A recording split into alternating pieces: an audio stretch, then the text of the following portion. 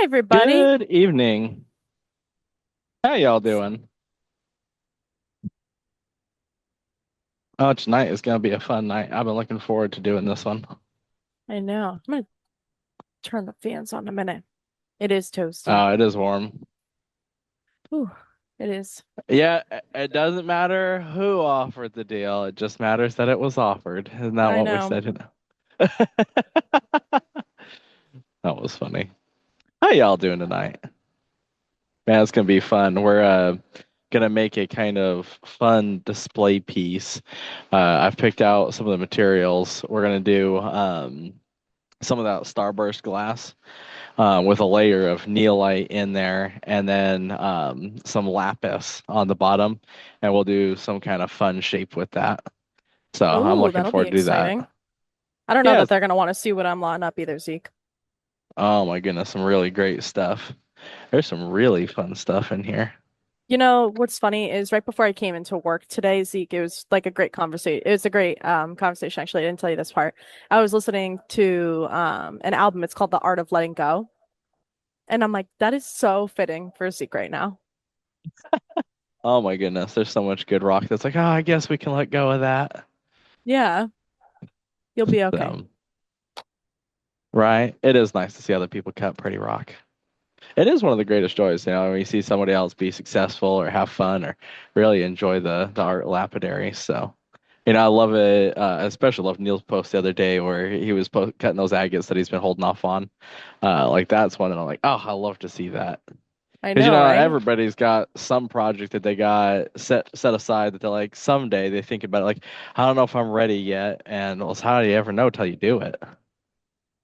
Oh, of That's course, Neil. That was true. an amazing agate. That one that you had sitting on the vise, I'm like, that is a killer agate. So speaking of agates, let's go over to the saws and throw some agates in. We haven't looked at agates in a while. I know you guys haven't. Like we need to Are cut some. are you guys excited for I, tonight? I brought down some barrels of agate that we'll have a lot of fun with. All right. I'm gonna start off here with cutting some island agates. I like to try to pick ones when we're cutting with you guys that like I think are gonna have good potential, but are not necessarily easy to read. Like that one, I think most people would be not overly excited about it. Oh, this is that Laguna that I've been slabbing up. Yum. Let's see. This one we're gonna cut parallel to that face right there.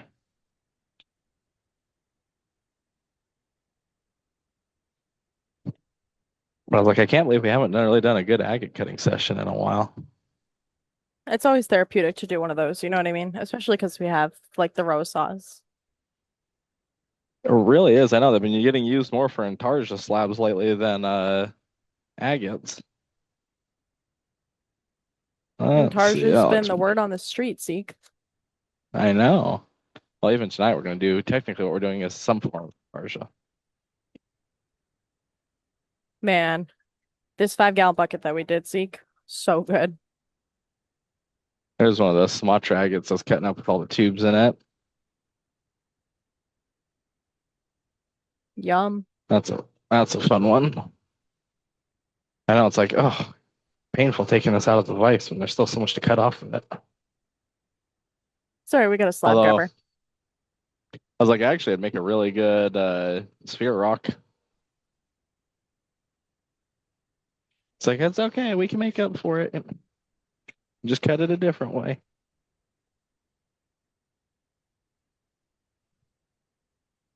Throw these in the oil absorbent.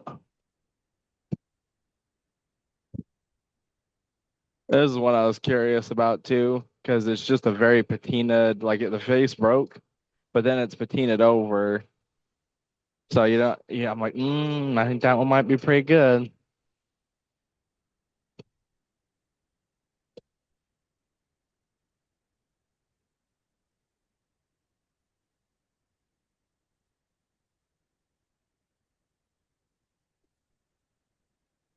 I know I haven't. I was thinking about. It, I was like, man, I can't even remember the last time we cut a row of killer agates. We're gonna cut a couple Been a condors while. tonight too. Going through those condors, I'm like, ooh, we gotta do a batch of those. Do you guys remember that one night where we just every agate we cut was phenomenal?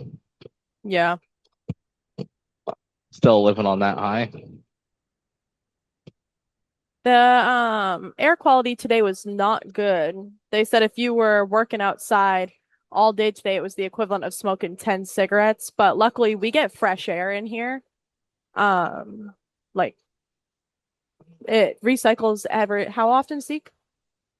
So this room is the air is totally cleaned in this room twice every hour. So this is actually a really good place to be right now.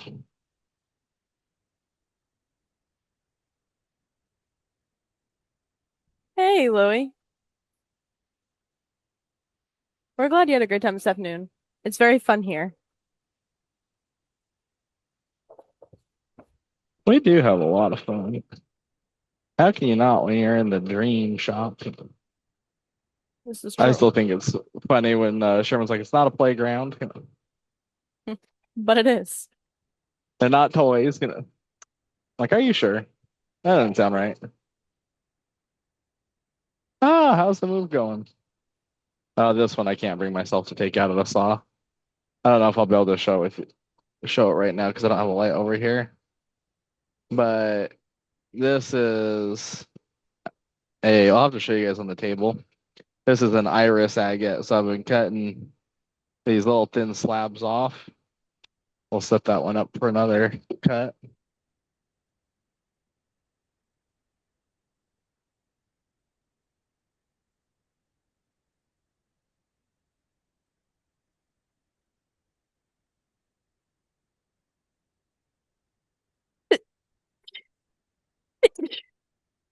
Bless you. Thank you. This is a cool one because of the way it's kind of sunken in. It's like the reverse of a peeler.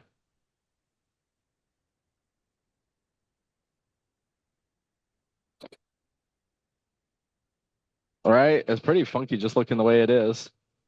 We'll take and cut it parallel to this for farther enough back that we don't get any of that in it, but close to right down the middle there.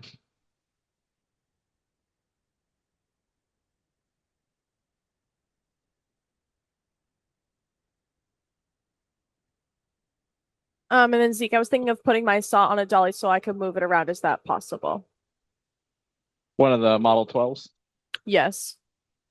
You can get wheels that thread right into the base there. We don't sell them, but I want to say it's like a 10 millimeter thread where you can just thread it right into where the leveling feet are.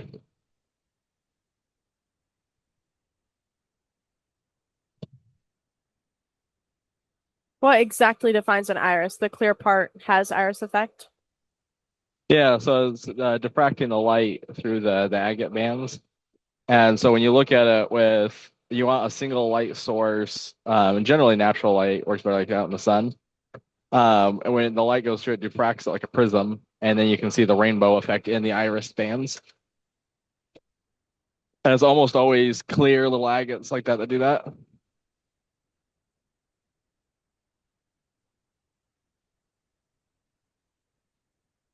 Oh, that's a nice piece of light somebody had in here. And then, hey Zeke, the slabs I have been cutting lately on my Highland Park 14-inch slab saw are not even. It's a small amount, but you can see the difference in thickness on ends of each slab. Advice question mark. Generally the most common issue with that is the rock slipping in the vise. As that's the most common thing I see with that. Could also be a dished blade. So you want to check to see how straight your blade is. This one's funky. You said it was a 14. Yeah. Might also look at tightening up. There's 3 roller blocks that you can adjust on the carriage. Might look at tightening, seeing if those need to be tightened. Which I have a video on doing that.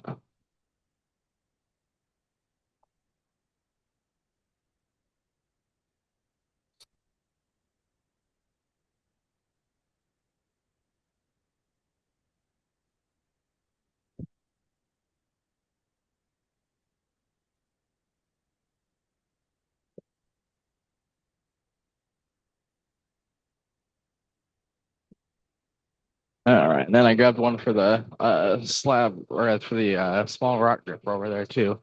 That's sitting in the 14. And then we can get to the fun part of getting that piece ready for tonight. I'm excited for that. Me too. Yeah, let's adjust it up here. Yeah, so on your carriage, you see there's a set screw right there. There's two more on this side, but you got to move the vise over to see them. What you do is you stick your hand underneath and you feel the bearing moving back and forth. And what you want to do is tighten that down till that bearing starts to touch the rail. You want to still be able to move it, but it shouldn't be like free spinning. And that will tighten up the carriage so that it's snug. But I walk through a little bit more in the video on like how to feel that.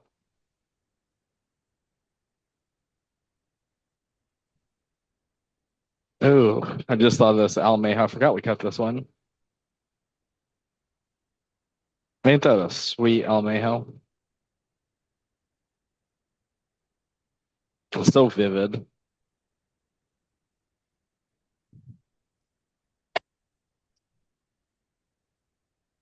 All right, and then you grabbed one with a quartz end like this.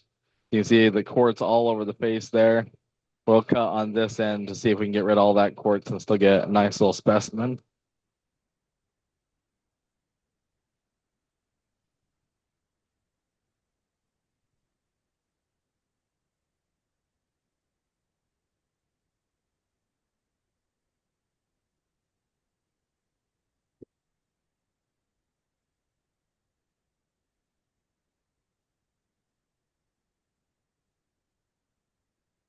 All right.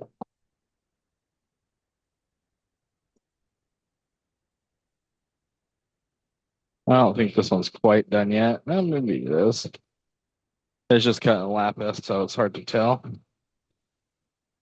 Especially if you got a good sharp blade on there. No, it's You right at sharp. the end of the cut. Good sharp blade.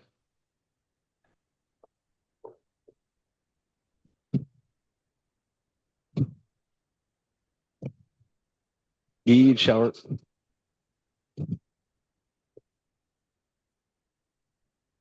I think I got a little excited on this one because I was in a rush on clamping that because I'm like, that's a wee bit high. Are you pulling a me? Yes. I'm gonna grab a screwdriver and a pair of safety glasses.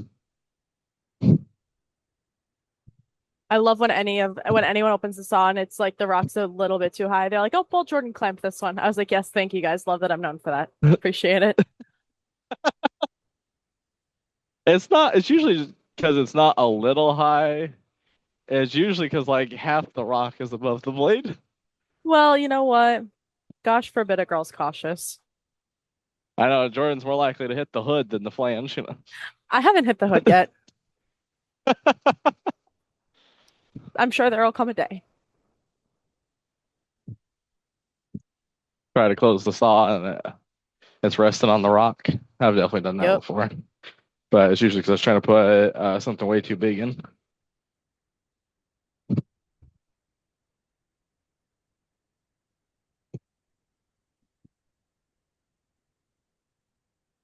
exactly, Jeff.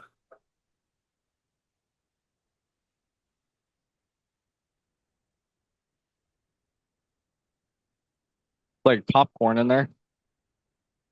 Oh my goodness, I want kettle corn.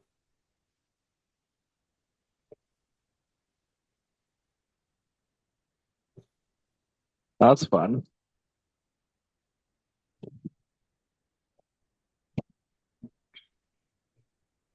Get the oil absorber on there so this thing's not so slick.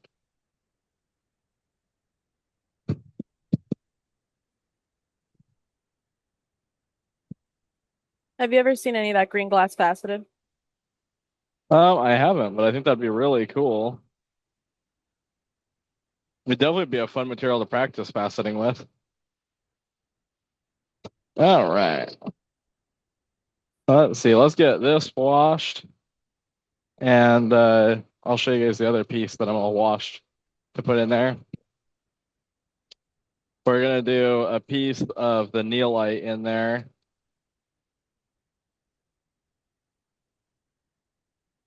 So that'll go like that. And then we will put a piece of lapis on this side. We're going to cut these down. It's not going to be nearly this big, especially because this is the first time we're doing this project. We don't want to make it so big that if we run into problems, they're not easily corrected. But I mean, I've seen these done like this where they're 2 feet tall, That's crazy. all polished as one piece of art.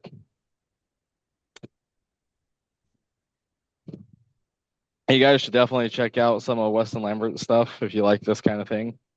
He does some really incredible things.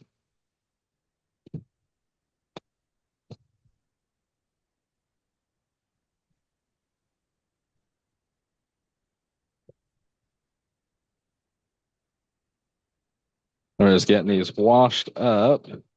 I think we picked about the perfect piece of neolite for this because I think you'll get some flash through the green and uh, and on the edges. I like things that have a flash to them because when you turn it in a light, it gives you more pop. Like look at that piece of neolite.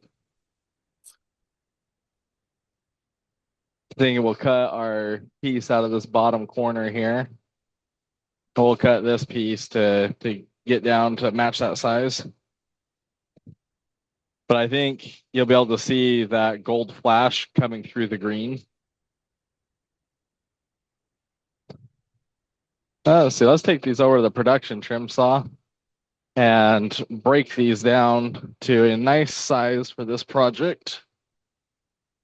But I am going to grab some thick nitrile gloves for cutting up this glass like this because I really don't feel like putting a piece of this through a finger today.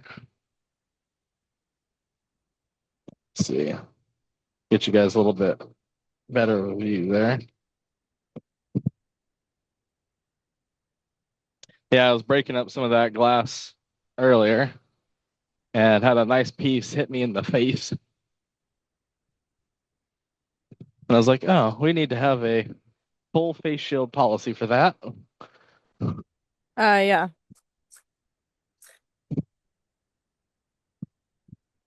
I was like, can I help? And I was like, you can't even be in the room. Hey, I've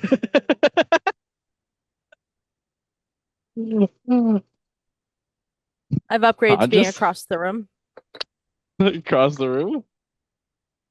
It's still in the building, you know. Yeah, I'll take what I can get.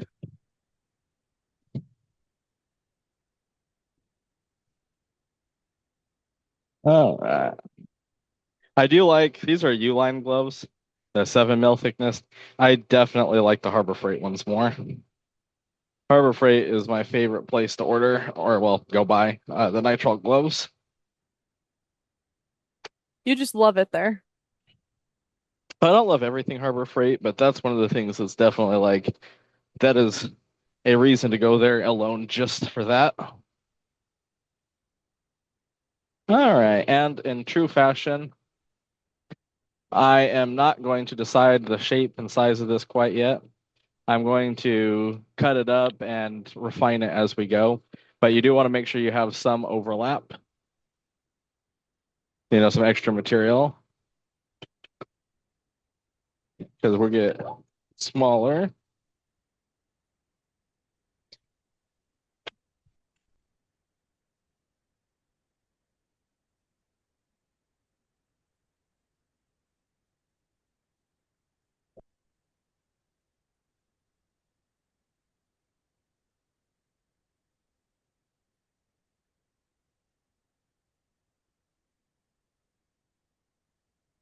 I love this production trim.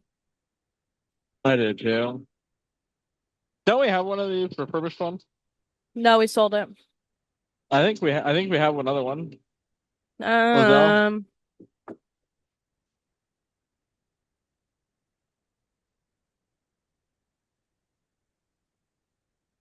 Lizelle might know. I'm not sure though.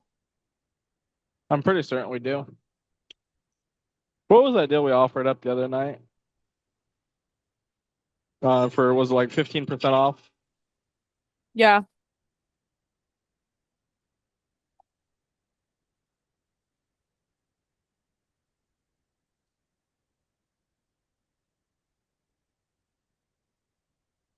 I'd do that again if somebody wants one of these.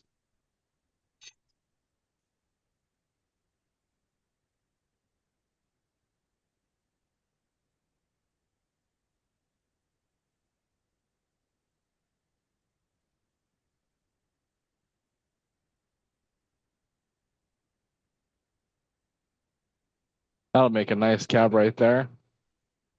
Yes, Marv. Like, gosh dang. Almost just cut that down now for a cab while we're here.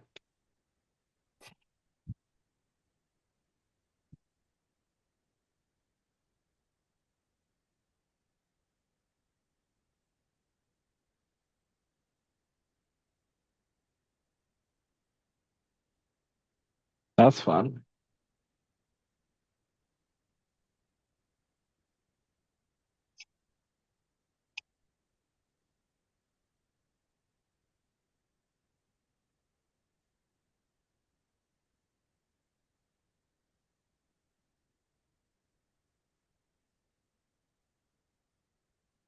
And then, not super important yet, but I am going to do a little bit of shaping on this. And this is the reason you want to leave some extra room with all that chipping. We'll need to grind at least that far into it to get rid of this stuff or get rid of those chips.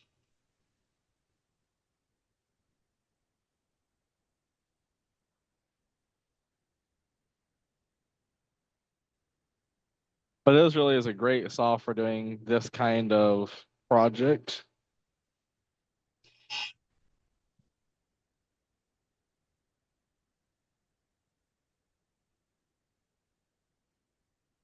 Especially because I can do shaping right on there. All right. So we'll glue this face up to the neolite. So I'll just take and look at that. And go, all right, we need, at least that much neolite to glue up. Although gosh dang, this middle section right here has got so much flash in it that I think that will do really good. Although I don't like the pit right there for this particular project. So I think we'll keep it over right about there on the slab.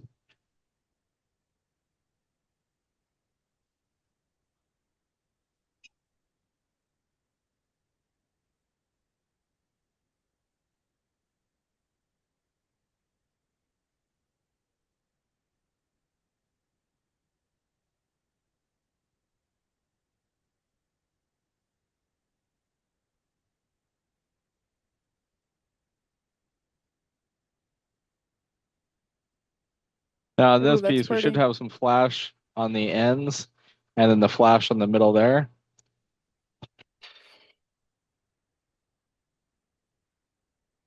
All Ooh, right, we echo. left plenty of room that direction. Although I should probably flip it around and get it closer to that edge like that to account for some of the shape of the edge over here. And we'll cut those down more after we glue them together.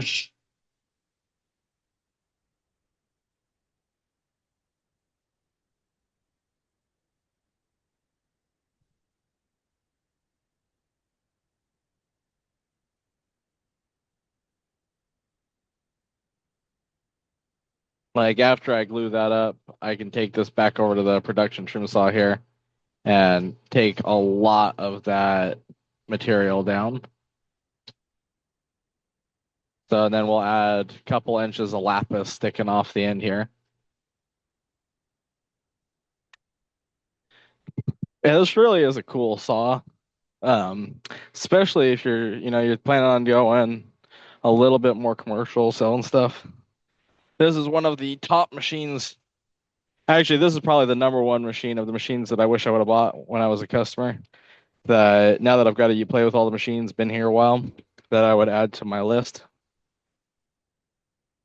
because I would have saved so much time with this thing.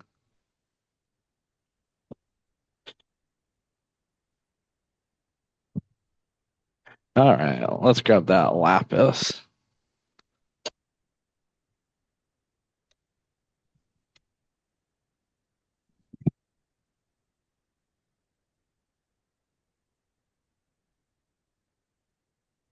Here's our chunk of lapis. And we go wash this, and then we'll trim this thing down to a good size for this project.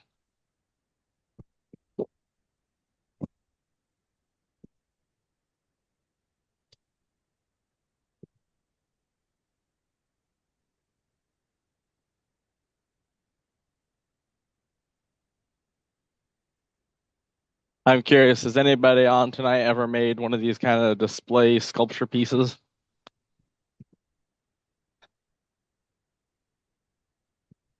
I haven't, but I want to. All right, fun. Hey, Jordan, would you turn off the saws? Yes. Thank you. I'm just getting this washed up a little bit. And I picked a nicely banded piece of lapis because I think it will accentuate the art.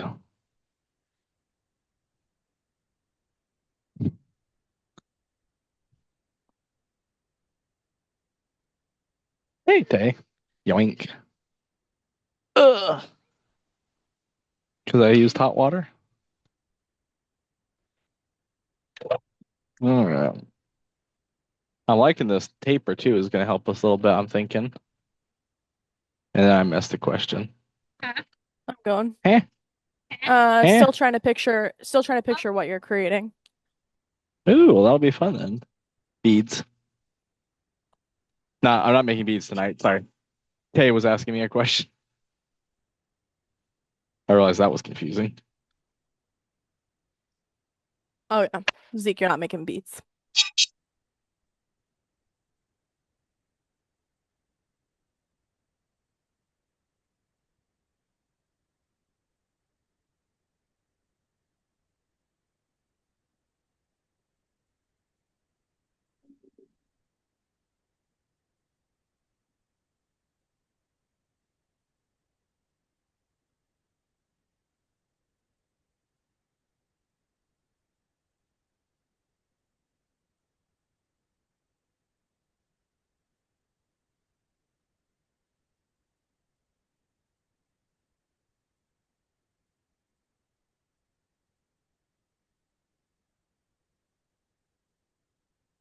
Let's see. You kind of use this as a guide. Let's see how much material I need to take off. You definitely could plan this out better, but I kind of like to just eyeball it.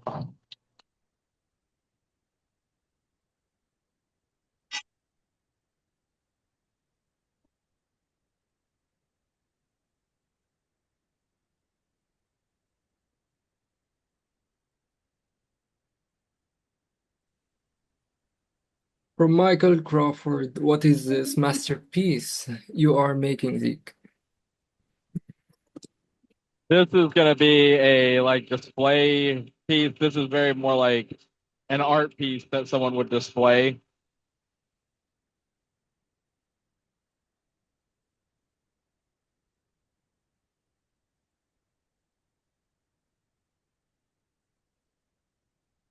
Zeke, can you describe the basic process for making beads? The way I was doing it was cutting out cubes on the production trim saw and then putting them on the shaping machine to turn them into a little sphere, and then we would have drilled them and tumbled them. So this is, let me shut this off here. We'll glue these up and then we'll come back over and make these smaller, more manageable. we're basically going to take these and glue them together like we would for an intarsia piece. And then we're going to shape it and polish the whole thing into something that somebody could put on display.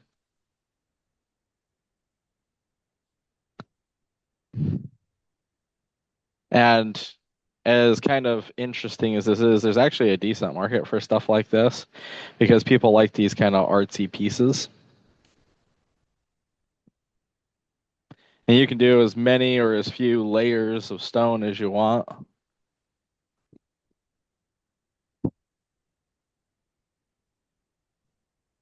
All right. And definitely for the glass, I will use this 500 grit lap before we glue them together so that you don't see the scratches. But I'm going to start with 180 grit, especially because some of those faces we cut on the trim saw, and they were very aggressive.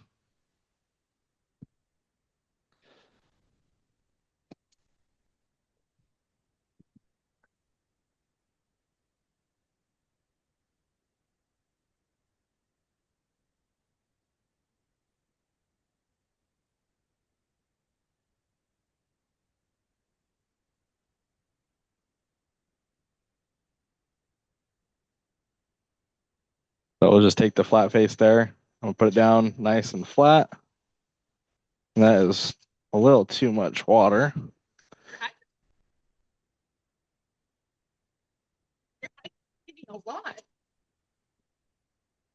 You don't want it to feel like it's gliding. You want to feel the wheel cutting into it. And we'll grind it down a decent amount just to make sure we get all those saw marks out of it.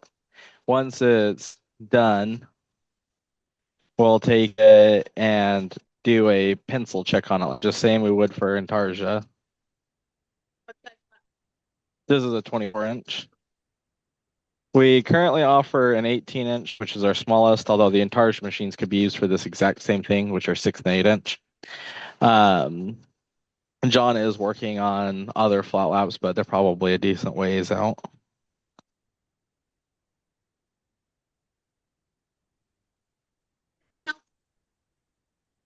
You're smelling the sulfur in there.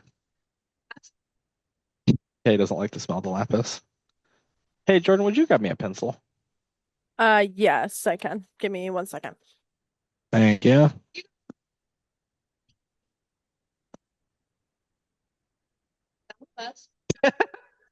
Jay has difference of opinion on that for everybody.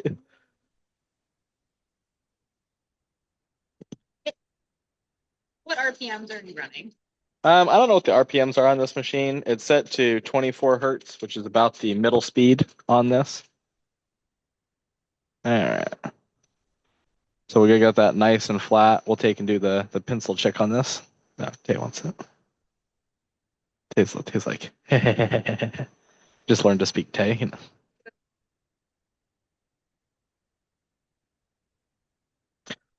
Well, that's why we gotta do the pencil check. What? That's why we gotta do the pencil check to see where it needs it.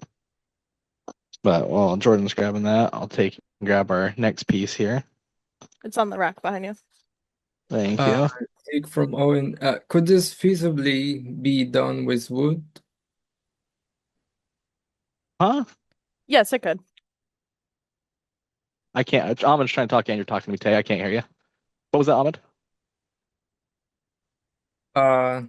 From Owen, Or there was a question. Could this feasibly be done with wood? yes, for sure. What? Tay's looking at me all funny now. Zeke, around what RPM are we running this? This one I don't know what the RPMs are on this machine. It's because the controller set in hertz, so we're running at 24 hertz, which is about the middle grind very quickly. You can see it already took almost all those chips out where it was chipped around the edge. Let's see. Can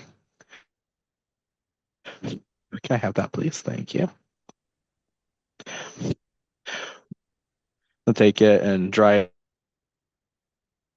it out, and I'll cover that whole face in pencil.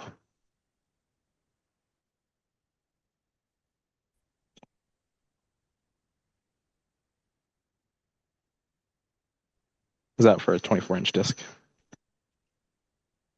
Or I guess that could just be the center arbor. AI says that's around 1400 RPMs. Multiply the frequency by 60. The size of your disc does not change rotational speed because it's consistent. I guess it depends if you're measuring at the arbor, yeah, or the center of the disc, it wouldn't make a difference. There you go. But if you have an 8-inch lap that's spinning at 1,000 RPMs in the center here, it's going to be the same 1,000 RPMs as a 24-inch lap. But all the way out here is going to be significantly faster. So as you further out on the wheel you go, the faster it's actually spinning, which is why I like to move in and out and rotate the piece. If you have a big piece and you just set it across here like this, it will grind faster on this side of the rock than it will on this side of the rock, which is why you need to rotate it. Have you guys ever seen that German thing where they have that last one standing? It's like 30 something. Usually it's a pie or something. It's like a German tradition. It's kind of like if you ever watch those videos, if the people sitting on the center, they're fine. They're kind of moving a little slower. The people on the edge, they're flying off. You can see it, you just ground it for just a second and you don't wipe it off, you leave it wet. You can see there's no more pencil on there, so that's good and flat. I'll take in. Huh? It was a fun little fact, but I didn't lose my train of thought. What did I just do with the pencil? Is it on the rack behind you? Did I already lose it? Oh, it's right there. Now it's in my pocket. From Dallas Larson, Yeah. there's a question: grid or cover the whole face? Is one better than the other?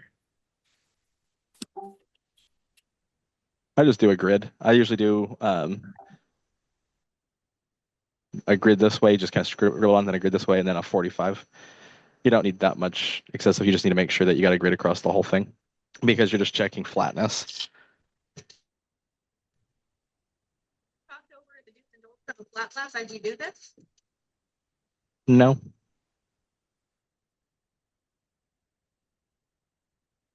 I guess I don't have a list. I have to think about that. First, don't wear really baggy clothing around this guy. That is fair. Have you talked about why so flat laps operate like how they operate different, like the difference between a rotating flat lap and a simple? No, because those are two machines that, while they're both flat, actually share almost no similarities. That is true. Uh, that is true. A lot of people get confused by flat laps. A reciprocating lap and a flat lap really share no resemblance in any aspect. They're used completely differently with, I mean, really, they're not interchangeable machines. Because a rotary flat lap like this, you're going to use more projects along this line where you're shaping and changing things. You can do flat polishes on there, but it's not really the same. A reciprocating lap is just polishing a flat face, but it operates a lot more like a tumbler, but just for a flat face. So like when people ask, should I get a reciprocating lap or a flat lap? Really depends on what you're doing because they're not machines that I think of as interchangeable or even related.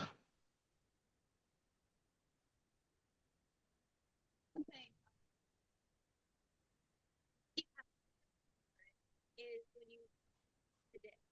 you know what Pinched your And finger every from time you've ever done it. yeah. You know what I learned to do? What's that? Machines off, I put on a flat lap when it's on. I put a flat head screwdriver just laying it to the side and I drop the disc on and I pull up. That's interesting. Yeah, be careful with that to not. Oh, not to ding up and ruin your pan, I know. Yeah.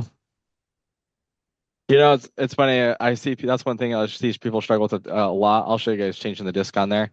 I've never really struggled to take these on and off with this method, but I do see a lot of people struggle to get these laps on and off, usually because they're trying to lift from this edge and closest to them, and it's so much easier if you reach across.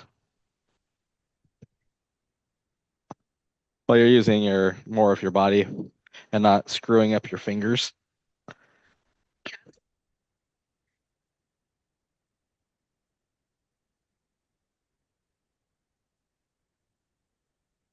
What was that on And it? then, You were asking. do you know the range of speeds on the variable speed cabin machines? Lowest, highest? It's I don't know what the lowest you could run it at, because it'll turn all the way down to close to zero, maybe like 30 to 50, way slower than you'd ever actually use it. And the top speed's going to be somewhere between 1750 and 1800 RPMs.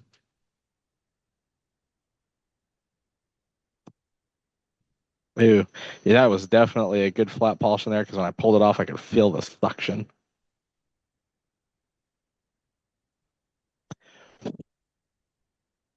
Cool. Silicated.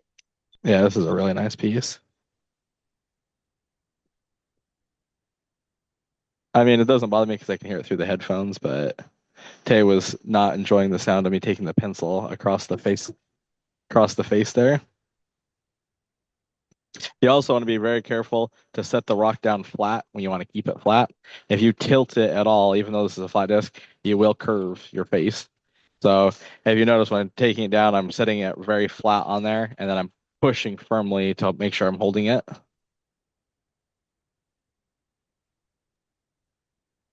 Zeke from Daryl Ward. On Bumblebee Jasper, should you not reuse oil after it settles, or does contaminants out? If you're running an Everclean, it's not something to worry about. Although I know a lot of people, if they're going to cut something like that, will wait until they're ready to change the oil, and then they'll filter it out after they use it. Put it in the bag method and let everything settle. But if I had like an Everclean, I wouldn't worry about it at all. What was that, Tay? Some concerns people have, it's PT that you were using, very loud machine. So aggressive, really loud. One concern I've had people kind of bring up, it's never been that big of an issue, but people still worry about it, is the sound of a flat, like grinding. It is, for grinding, quite quiet in comparative to a lot of other machines. If that's ever a concern. That's true. Using the flat lap is one of the quieter. It probably is the quietest way of grinding. Yeah. Even like a tab machine is like substantially louder. Uh, As you got long as a you got a decimal reader there? The decimal on your phone? Huh? I was texting John. I know, but do you have the app? Oh. Maybe I don't know. I download it and remove it periodically. But yeah, I've checked the sound level over a lot of the machines for people. It's also not a high pitch sound.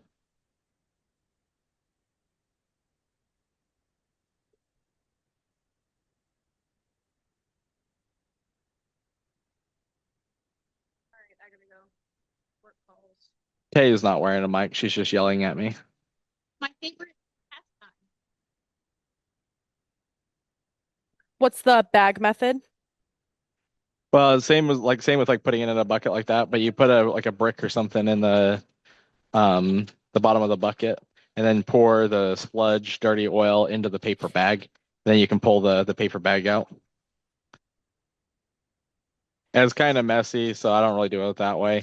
I do the same way where I just let it go sit in a bucket until it settles, then throw the bucket out after I've sucked as enough clean oil off the top as I can.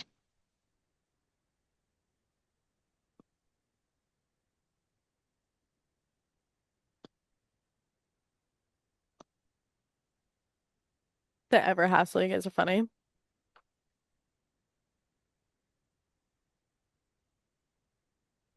Let's see. I think we got rid of most of those saw marks, but we'll do a little bit more and then we'll recheck it with a pencil.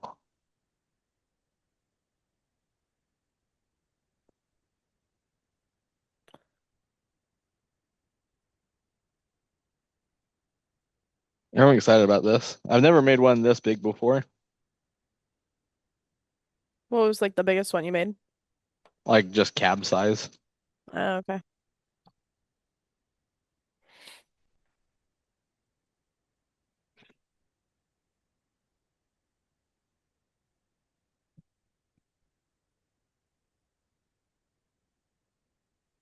All right, let me check this with a pencil. I'm gonna grab a paper towel because my shirt is getting soaked. I keep using it as a rag. You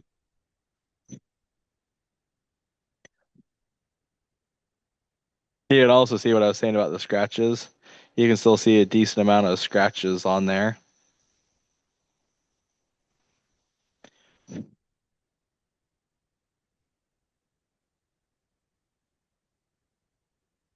So we'll take this and do the 500 grit next. But I started with 180 because I wanted to get the saw marks out of it pretty quick. All right, put our grid back on there.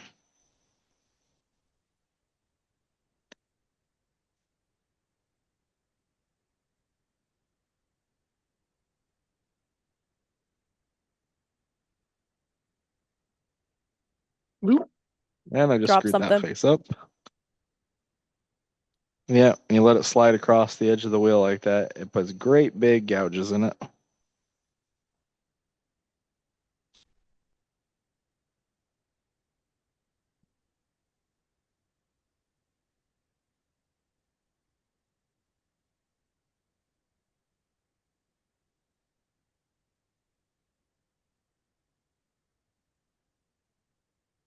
I can't wait till those mini Evercleans are done. That'll be such a fun um night once John is like, yeah, here you go. Oh yeah, that'll be crazy.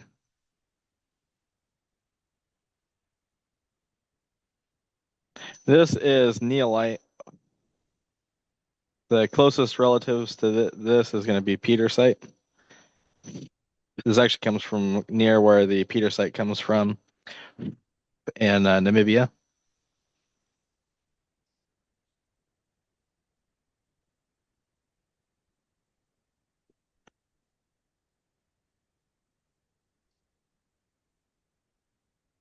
All right, now we can recheck it with our pencil. Another reason to give yourself some extra room on the sides of your pieces is in case you do mess up a corner or something, you can grind it out, or an edge. With a flat lap, the edges are usually where people struggle with because of lifting it on and off. And I don't know how many John plans on building, but I already know it's not enough. If John sent us 1,000 of those things, I don't think it would be enough. Well, yeah, because I think just about anyone in here that can add a mini Everclean to their saw is probably thinking like, man, I want one of those.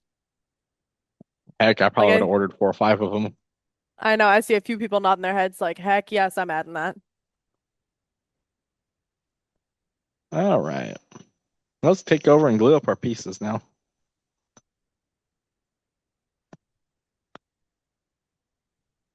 Oh, duh. No, we got to do the 500 grit. Getting ahead of myself. All right. So if you got one of these laps that you're trying to take off, it is a pain and very conducive to pinching your fingers if you try to lift from the edge closest to you like this. I always put my body against the machine and I reach across with both hands. Then I can just use my back and arms to lift that off. And then I always set if I'm using one of the ones with a hole in it, I'll set the lap on that center pin. Oh, you can see the risk though. Didn't get my finger, but I got the glove.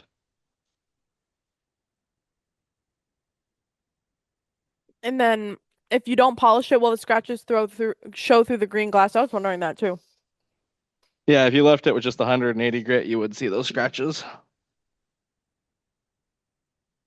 So you got to go to at least a fine enough grit. Usually 500 grit is where I go if I'm doing something translucent. Like all those optical pieces you guys saw the other day, the doublets, those are all done on this 500 grit.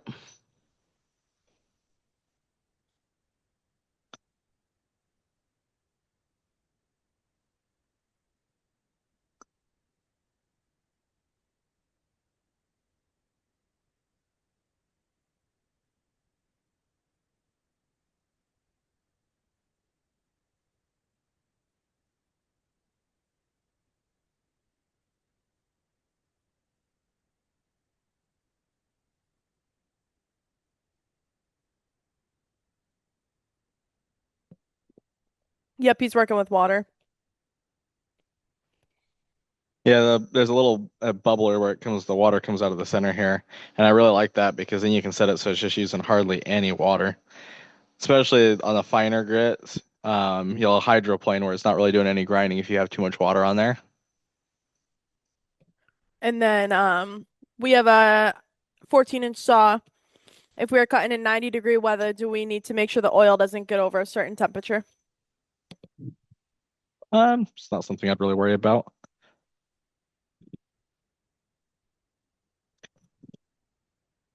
I mean, if the blade's so hot that you can't touch it, then probably let it cool off.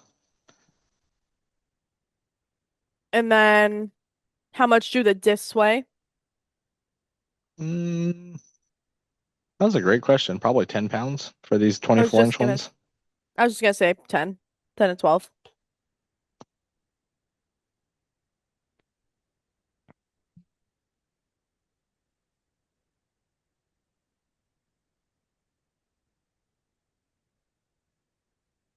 They're not like super heavy, but they do have a lot of diamond on them.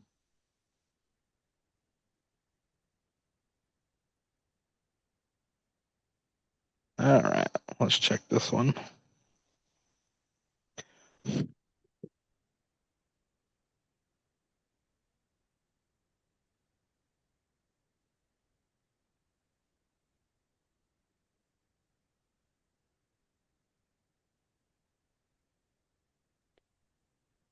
If it is getting too hot, can we put frozen water bottles to help keep it cool or just not run it for a little? I have never tried putting something in there cold. So I don't know how that would affect it. I can't foresee anything wrong with that, but I'm not going to recommend it either. If I had a saw that like I'd cut something really hard and it got really hot, I would just leave the hood open and let it cool off for a little bit before I put the next rock in.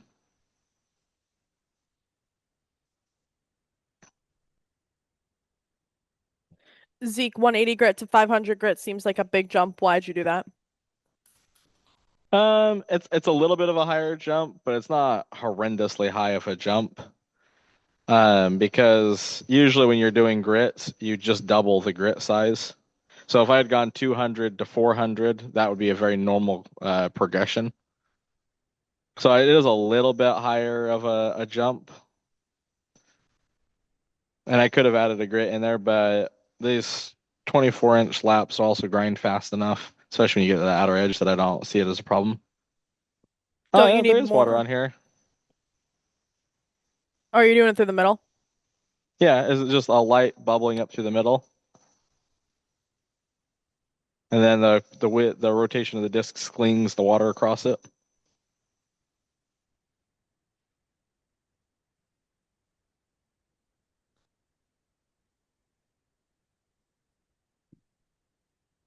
Well, definitely ground it flat,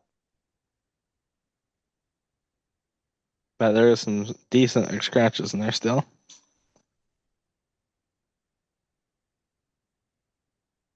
Yes, very classy.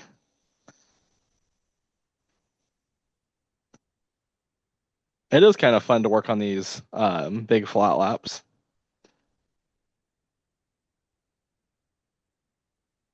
And if you're doing a lot of this style of art, this is generally what you see when people do this kind of stuff. They're going to have a big flat lap, a belt sander,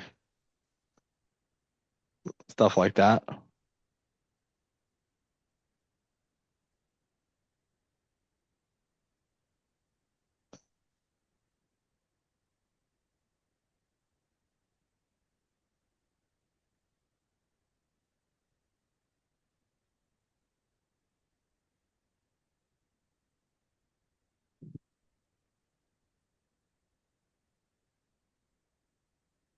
And dry it off and look at these scratches.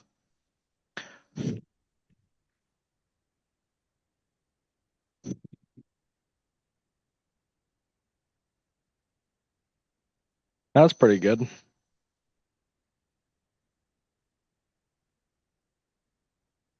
You see, it's pretty consistent with how the scratches look. You got just a couple pieces of popcorn sitting in the middle there. Let's see, and for this one, I will turn the water up just a hair.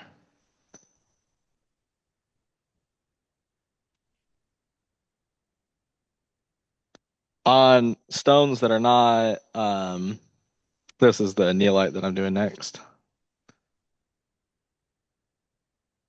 On the optically clear stones like the glass, rutilated quartz, stuff like that, you definitely have to be more cautious of the scratches with them. On something like the neolite, the scratches don't need to be as polished because they'll be just more naturally hidden by the texture and look of the stone.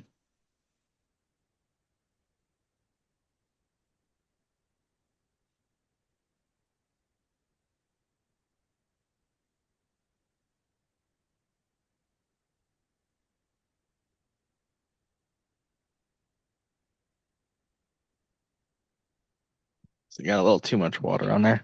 When you start to feel like it's not really grinding, you got too much water, you're just hydroplaning. You want to keep the lap wet, but dry enough that you can feel it grinding. Otherwise, you just spend forever and it doesn't feel like it's doing anything.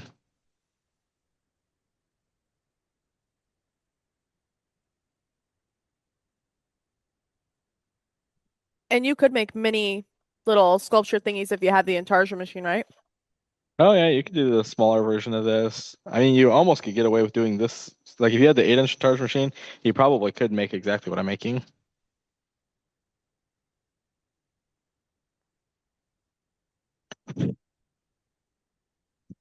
I think this would easily fit on the Intarsia machine. That looks pretty good.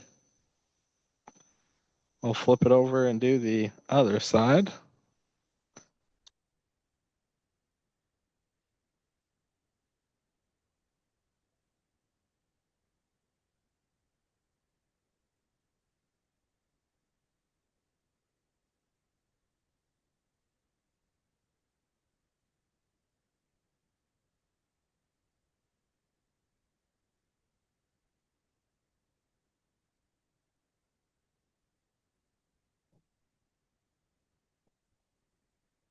Team Q, check that out, please. If the machine's made it in yet.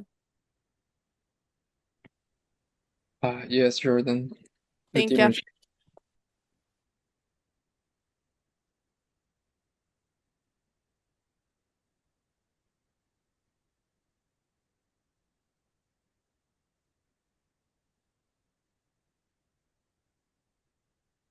Do you have containers in today, Jordan? No container today. Okay. Yeah, I'm getting a little dry.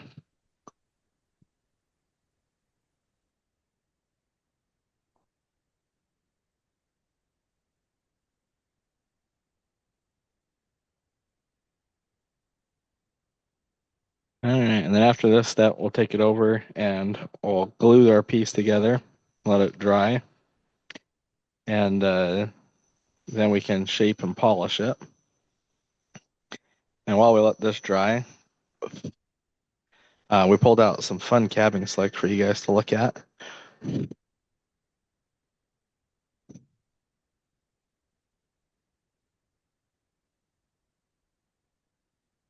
That looks pretty good. I'm very excited about this piece.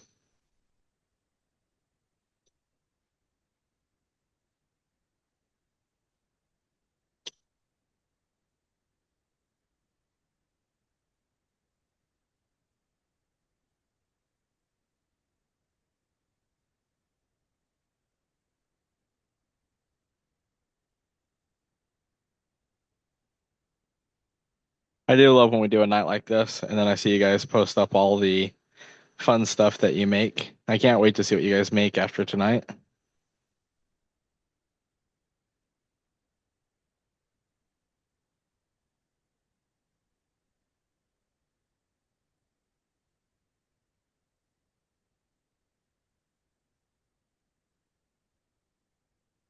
Have you ever put a pool noodle along the top edge of your lap? No, because this is not one I'm down low enough that I'm leaning on the machine. I'm usually pressing into the rock. But if you were going to use a machine like this for cabbing, you could for sure.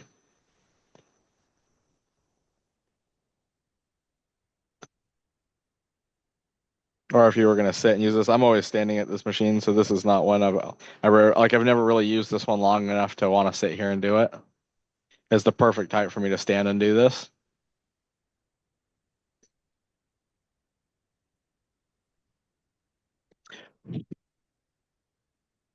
All right.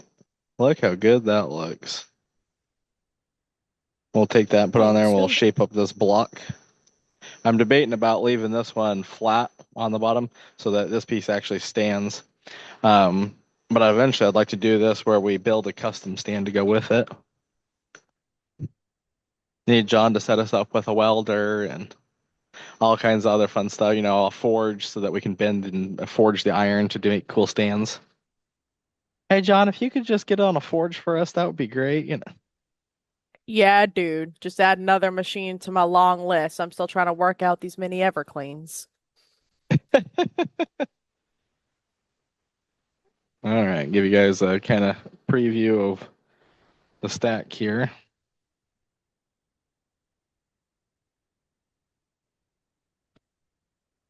It'll be fun when we get this all shaped.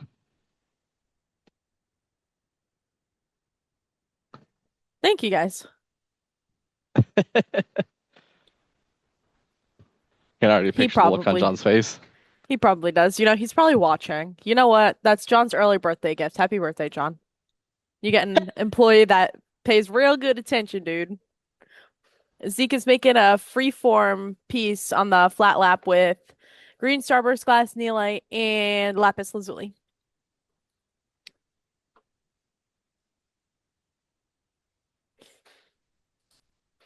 Alrighty. I'll get these cleaned up with some acetone.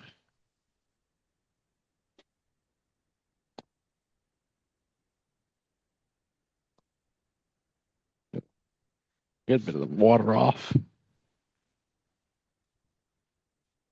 And normally I would use the 5-minute epoxy for something like this, especially when we're doing bigger faces. But because I want to actually finish this project with you guys tonight, we're going to use the super glue.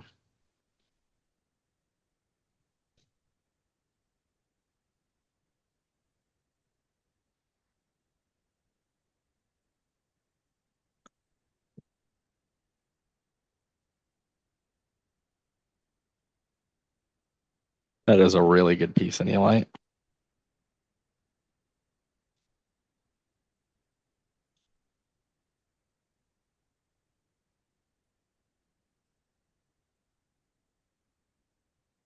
It really does look like popcorn in this piece. I also broke down some of this stuff for you guys tonight so we could do some tote out of that.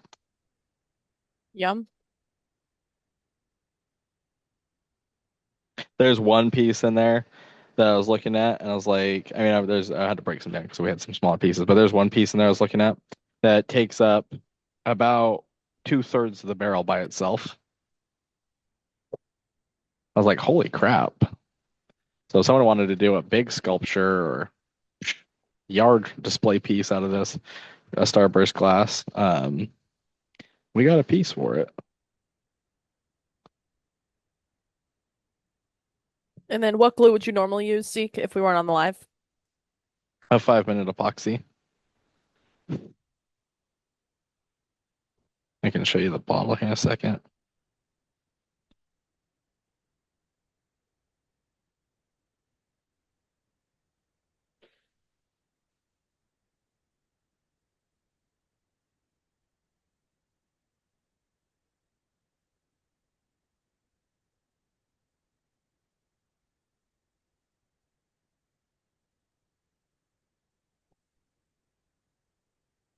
All right. If we were not on the live, I would use this. And even though it says 5-minute epoxy, we let this sit for about 2 hours, especially in gluing something this big.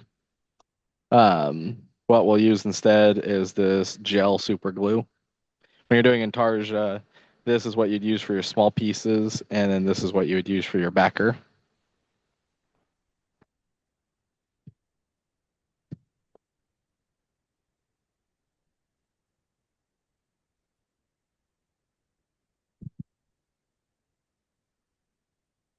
And then with the epoxy, do you clamp the pieces so they don't separate? Question mark. I've never done it that way. I usually just hold them until they set, but you could clamp them. Sometimes you got to be careful with clamping because when you clamp it, they might slide.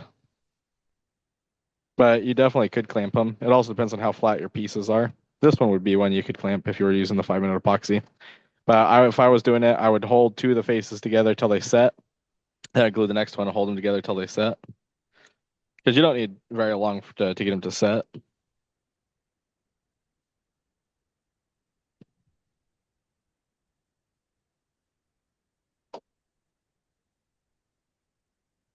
Hey, Kate. Let's see. Just looking at my piece, making sure I'm happy.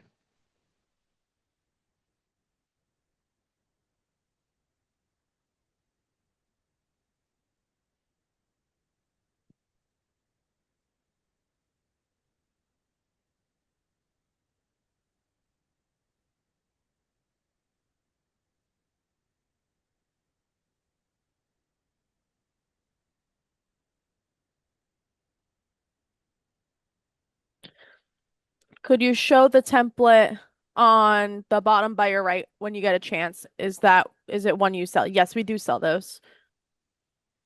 And yes, we can show it. Oh yeah, sorry, I forgot to answer that part. Yes, we can. Yes, we can show it. Oh, I think it's so cool that we're going to be able to see the neolite flash all the way through that.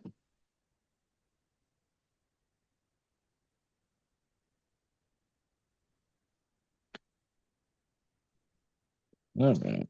There's actually two templates there. This is our number 4 stainless steel template. This is probably my favorite shape on the set of templates. Though I like these shapes too, and I'm a big fan of that one. These two are two of the ones that I use the most. And then this is the number 5 template. The ovals are definitely one of the most popular.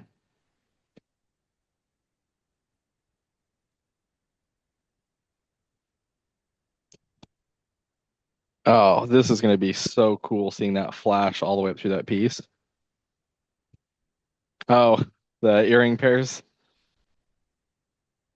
That's so funny. They do kind of look like you imagine like old Western style, cartoonish cowboy.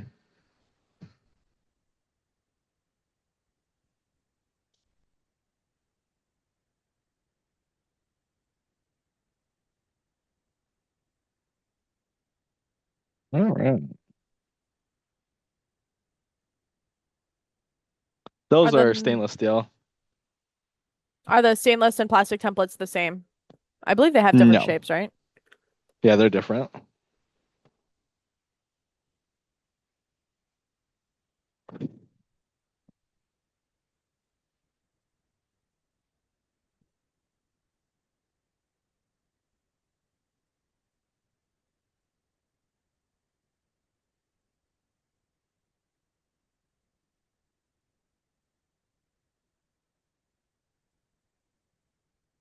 We use a very generous amount of glue for this.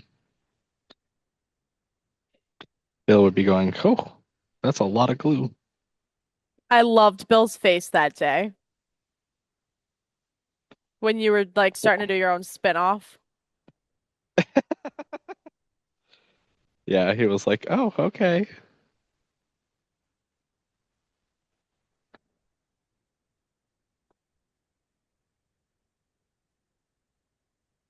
That was pretty funny.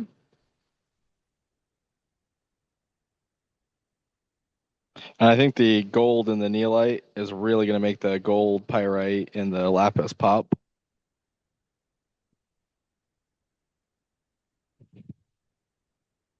We definitely left the lapis on the big side, but that's okay. We're going to trim this down.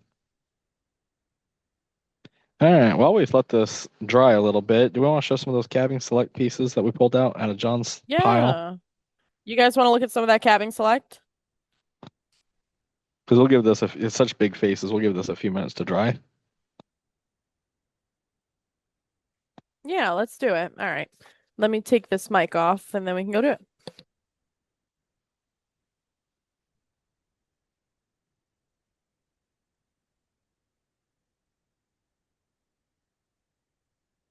This is going to be such a cool piece. We got our Starburst glass, our piece of neolite, and our piece of lapis. And we'll cut this down a good bit more to get it to a final display piece.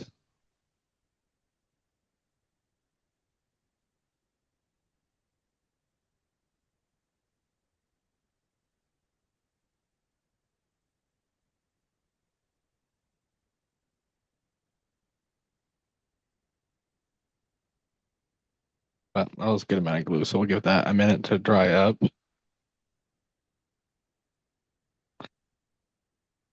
And are you good, Jordan, or do you need a minute? No, I can't hear Jordan. Hello? I was thinking we could Can you go. hear me? Oh, there you go. Now I can. Oh, you know, I just realized would be such a cool doublet. A piece of this bone wood. That would be freaking epic. It would be. Let me get that wet so you guys can see.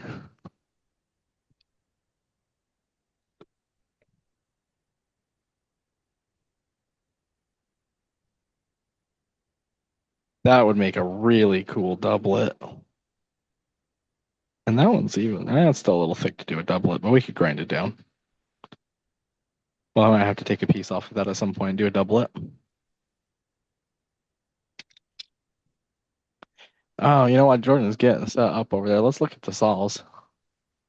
I forgot we started those island agates earlier.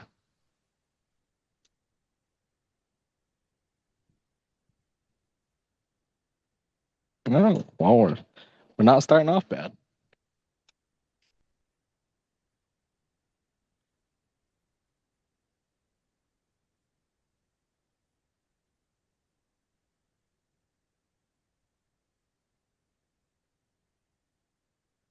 That's a really cool floater in there. This one I actually be worth taking another cut off of a little bit further down to see if that floater opens up. But that's actually a pretty nice agate. I like that a lot. It's not one of those agates that has like crazy colors, but it's very natural looking colors. It's very pleasing to look at.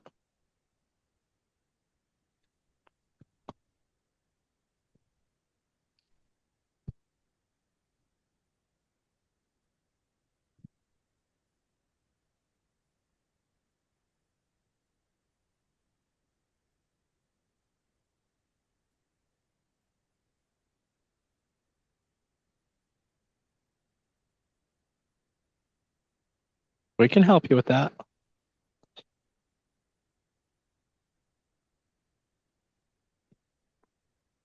Yeah, these are all island agates. That one's not bad.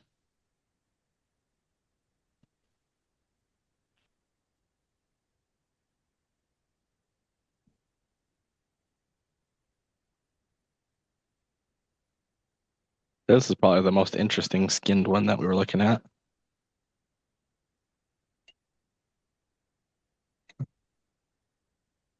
Oh, that's very exciting. Oop, knocking the camera. This one I thought was just really interesting because of that skin right there, the way it's such like a pocket. And I like that agate quite a bit. That eye in there. A little bit of pink, although it's got some black from the blade. Nice shadow bands in there too. That's a very fun agate. And see, I Zeke, don't mind when they have little quartz like that. Yeah. from Patrick, do you sell this particular ones you're showing? Some of these we could sell. Some of them I might not. But they're all island agate, which we have the rough of if you want, if you want to cut these agates. Oh, this is a Sumatra agate. I'll have to bring this one, I'll have to wash it up and bring it over to the table. Um, This is gonna have rainbow bands in it.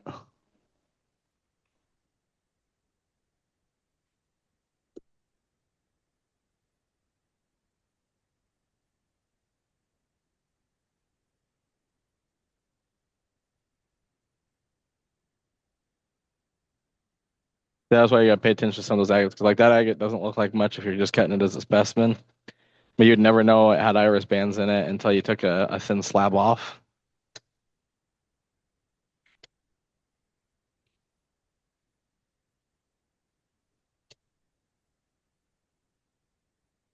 Usually 24 to 48 hours to be shipped.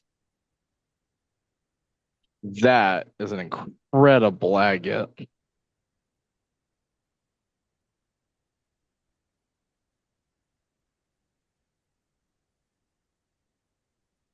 That's a really nice agate. Gosh dang.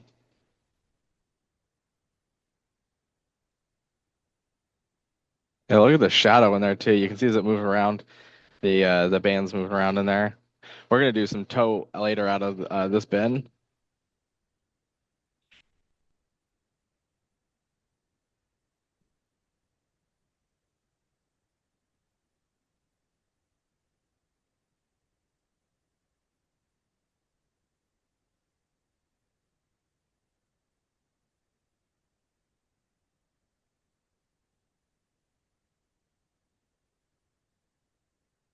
And this is the last one. It's hard to beat that last one. This one's funky with these kind of like clouds in the bands there. It's got some tubes in it. After that last one, though, it's hard to follow. I'm gonna see this again. I love this prediction trim saw for doing this kind of thing. We'll take and trim a whole bunch of this excess off and give it a little bit of shape. Let me go grab the gloves. When you cut in glass, you get the little chips that come off. I'd rather not have one of them in my hand. Having some thick nitrile gloves helps with that. Because you still get good grip.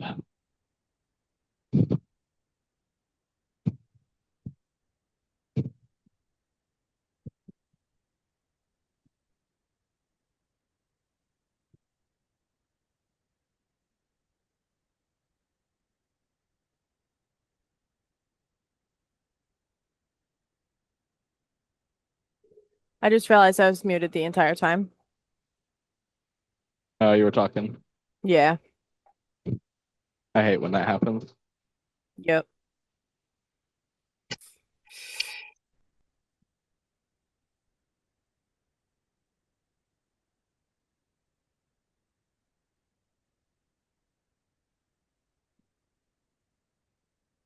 I just love that saw. It cuts so smoothly.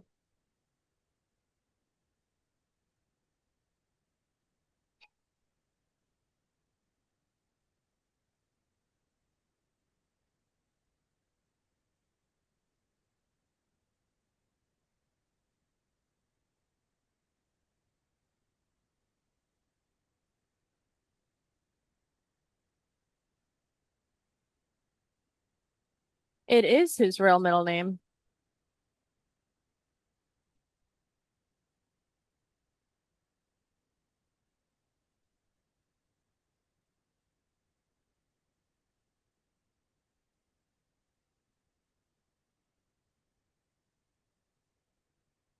Ezekiel Rockwell Dalrymple. Oh, Lord. It is a very fitting middle name.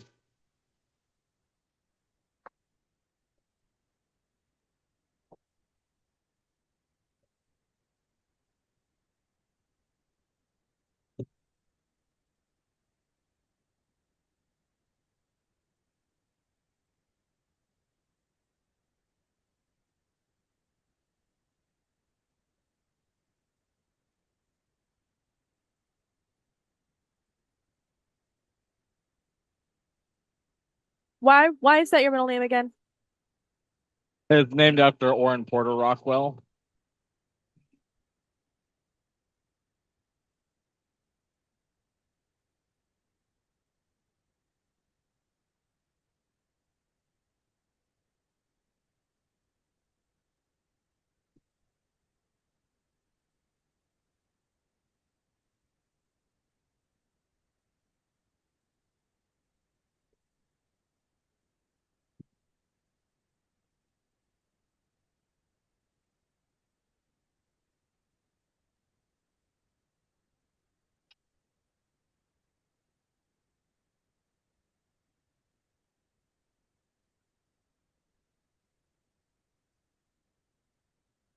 It does cut so fast.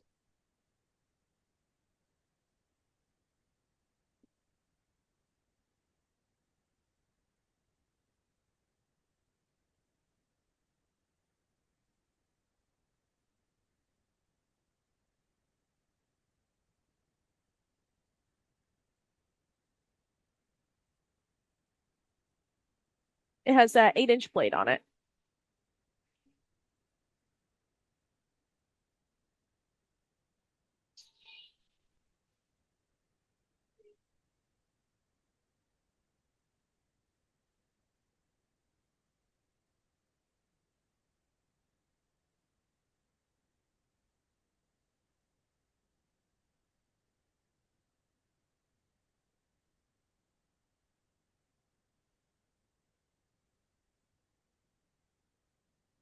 And it's coming on along nicely. I'm gonna clean that face up a little bit more.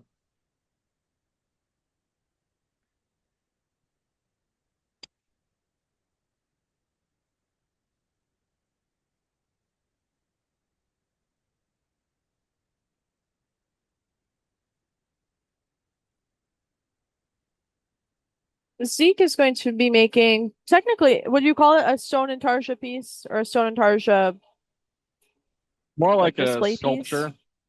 Okay.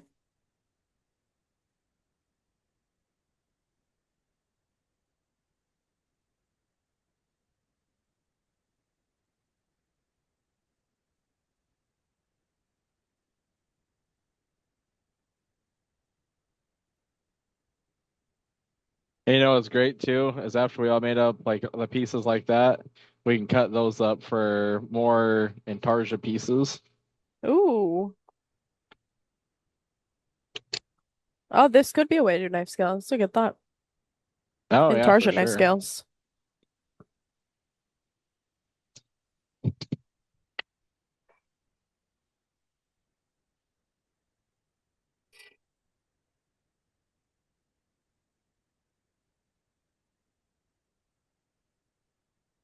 And then, team, are we going to be recording this and getting this up on YouTube? Yes. Yes, Jordan.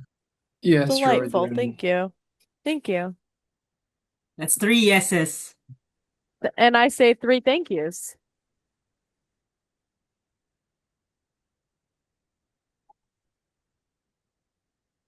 Are you going to do this so this stands up on its own, Zikri? Yeah, I'd like to build a custom stand for it, but I think for this one, we'll just make it stand up. Okay. It'll look good on the desk over here. Is that where you plan on putting it? Oh yeah. Period. I love that.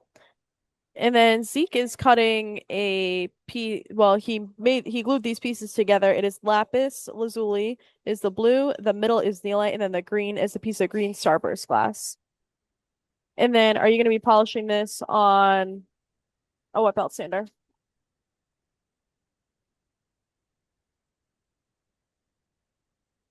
I'll do some of it on the wet belt sander, but we are out of a lot of the belts at the moment, so I can't do all of it on the wet belt sander.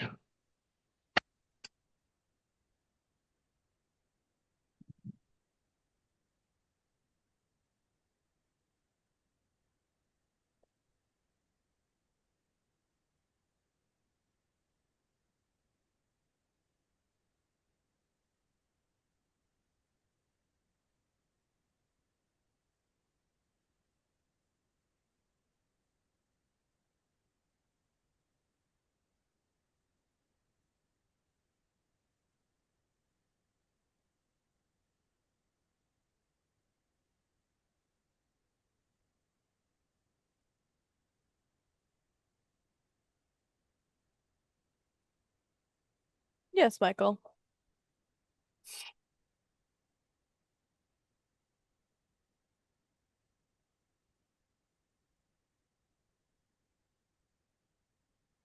That's funny, David. Um, well, we've been hanging out now for like 3 months, 3.5 months. Um, he's getting into the rock. He wants to hop on the live events and watch.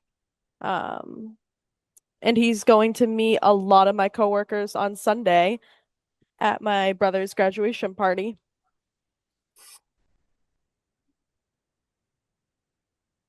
I think he'll meet your guys' approval. Actually, I know he'll meet your guys' approval. He's a good dude.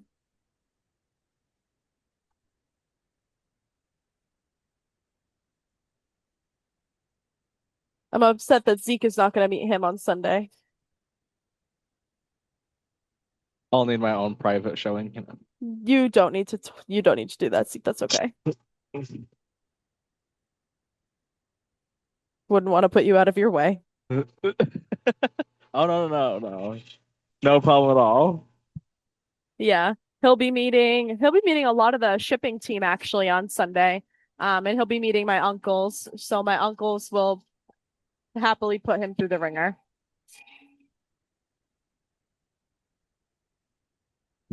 But now he gets along with the family great, and he started getting into the rocks. He thinks they're really, really cool and wants to come here and make a cab. I could give him his Yes. lesson. No, again, I don't want to put you out of your way, Zeke. I'm perfectly okay. Yeah, he's meeting the extended family on Sunday and meeting a lot of people that I care about a lot. So he's down to do whatever I want to do, and he's always down for the ride, and I'm having fun. So it'll be good. He wants to pop in a live event, like in person. So I'm like, we'll see. I I'm did liking how remind this is him. coming along. I did remind him of that, Gary. That is really You would pretty. think, but I've refrained. I've seen him in passing, but refrained for Jordan's sake. If you said something to him the day that he brought the flowers, I would have been like, I would have dragged you inside your apartment by the ear and been like, get inside. What are you doing? I thought about it a lot. But I was like, no, for Jordan's sake, I'll refrain. Yeah. His father's super sweet to his mother, and he has a good relationship with his mom too. Thank you guys. Yeah, Zeke has come very close to meeting him like a lot of times. Well, at least 4 or 5 now. I know. You guys can if you want. I told him that I have a lot of people who care. I'm very blessed to have a lot of people who care about me. Like I have all of you guys and then my family and my friends, and he knows that the people that I surround myself with would do a lot of things for me if I just said the words. So I think he that becomes more apparent every time we hang out with new people. And then Zeke, you want to explain what you're making again? This is like a Weston Lambert style sculpture. We're doing like kind of in Tarzan. We're putting the stones together, and we'll polish this all up as one display piece it'll sit and display like that. Well, we do all spend a lot of time together. I mean, hey, I talk to you guys more than I talk to my family. Heck, some of you I know better than some of my family.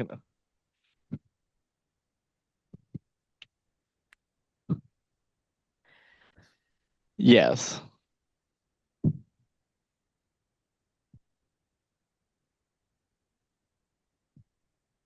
Jealous? No. Want to push buttons? No. Yes. Yes, we are both very much instigators. In fact, the things that Jordan said when I introduced her to Eva cannot be repeated on the live event. Well, that's gonna make people want to know what I said. It'd look cool with the light on there.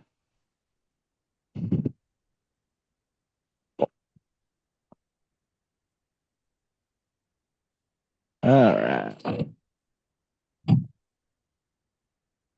Now he's I'm taking going over to the 80. CAD machine. Going to 80 grit. We'll smooth this up. It's very aggressive because I was using that production trim saw the side of the blade to do some of the shaping. So some of the saw marks on there are pretty aggressive.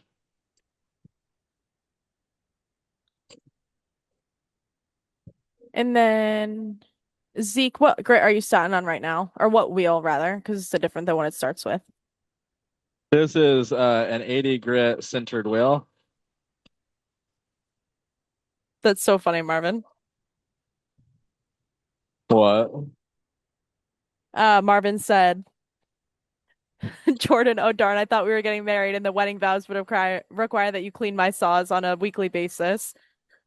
Well, I'll just have to do my saw world tour. Like, you know what I mean, Zeke? I still like the plan of me going ahead by a week and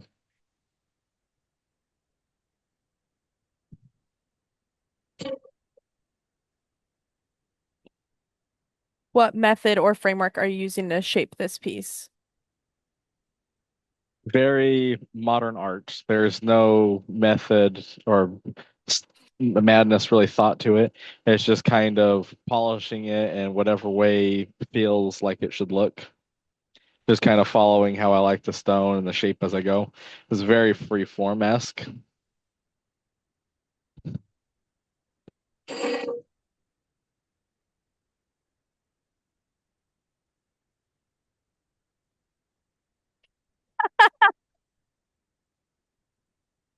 What? The style, Terry goes, the style is called a ginger freestyle.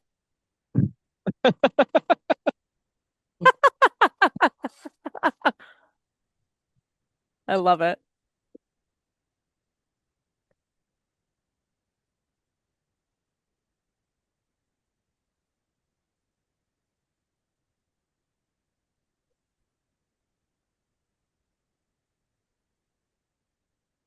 When you okay, so sometimes you go long front and back, and then sometimes it's concentrated in one area. When you focus in one area, what are you trying to do? So I want this to feel more continuous. And because these are all cut at wonky angles, like here's a perfect example. Because I was cutting a big piece. So sometimes like maybe I'm trying to get this down a little bit more so it feels more smooth and continuous. So I'm taking when I concentrate it, I might work right there like that to get that more even. And then when I'm working on making it consistent and flow nicely, I might go in long paths like that. I'm working with three different hardnesses there. And so trying to make them look smooth across all three hardnesses is part of the challenge too. Because if you push really hard on the lapis or glass, the neolite will stand out. So I might work the neolite a little bit more aggressively to try to get it to feel very one piece.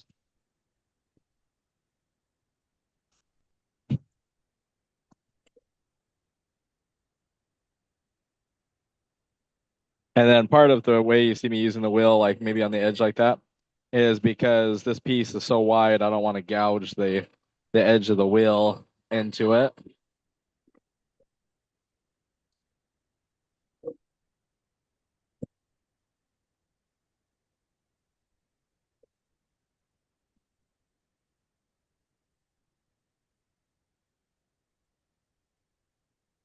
Hey, Travis.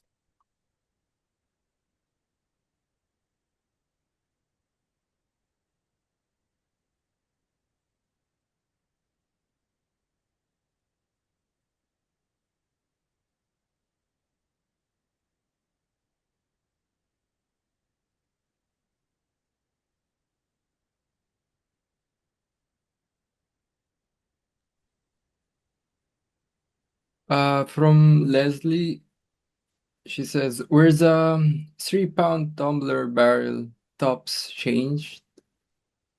It's been a while, but John did change them. That change was done quite some time ago, though.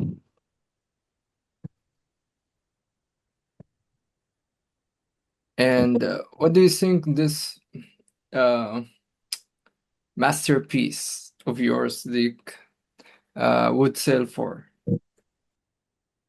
I've never really sold pieces like this before.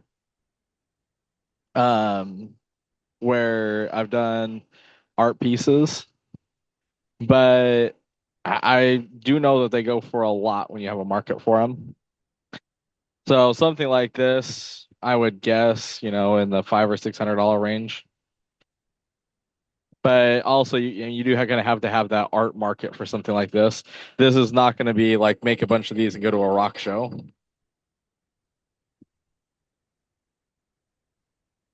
In fact, you're do way better off with something like this in an actual art gallery.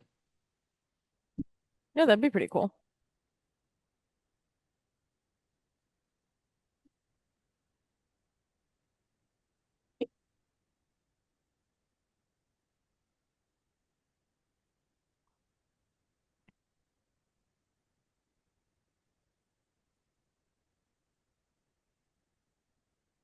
Oh, she has to come on a live event. She will at some point.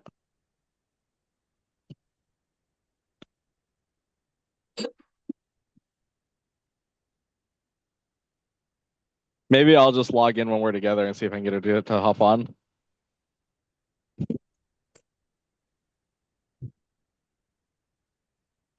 What pieces sell well at rock shows?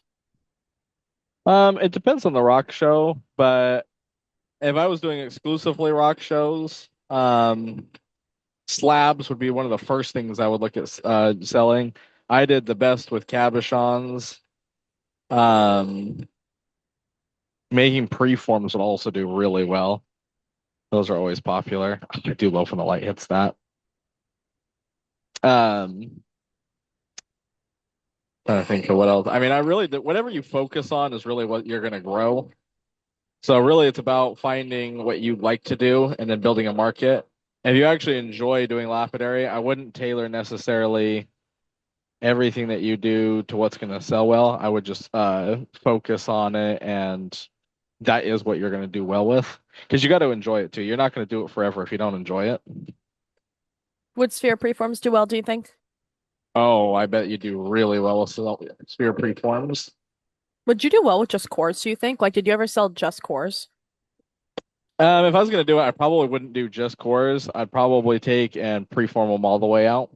But yeah, people do like cores. Some people also just really like the cores polished. They'll take a core like what we use to make a preform, and they'll just polish it all the way around and display that. In fact, I've had lots of times where I'll shoot a video of a really high-end sphere I'm doing, and I'll post a video up of the taking the core out, and people will be like, "Oh, can I have just the core?"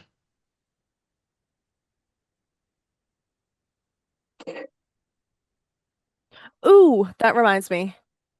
We need to schedule a coaster cut in chat, Zeke.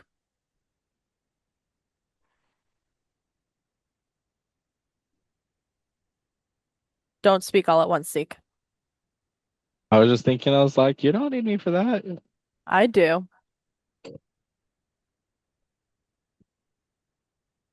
Zeke's ignoring because he doesn't want me to slice up a core in front of him. No, Not I'm not. always, Jason. I'm not anti-slicing it up. It just has to be a core that I'm okay with slicing up. Well, you're gonna have to be okay with whatever I slice up. That's not true. Exactly, Ed. Oh, I never thought of that, David. That's a great idea.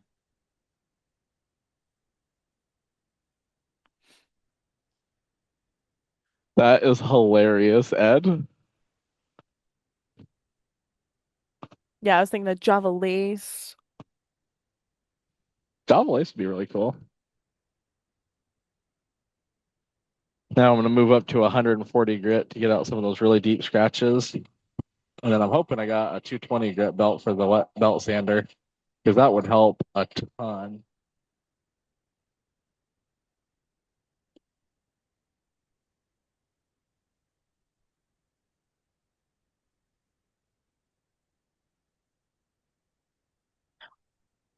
Would we be allowed to keep coring that piece of seafoam for coasters? Um, Like maybe one I do get. core? I mean, we could probably get away with doing that.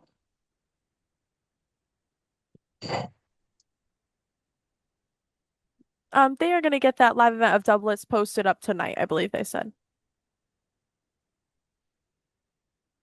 Oh, the Intarsia piece. The doublets. Uh,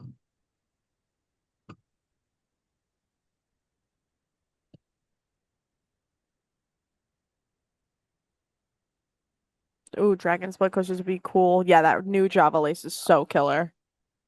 I thought you said Douglas, and so I was confused. Well, Douglas did I say Douglas? You might have said doublets, but I heard was Hey, Jeremy, Douglas you though. said Douglas. Oh, sorry. Well, Douglas commented right below. We are making a what is he? I Kind of like a forget what you're calling sculpture. this. A Yeah, sculpture sculpture. is the best way to describe that.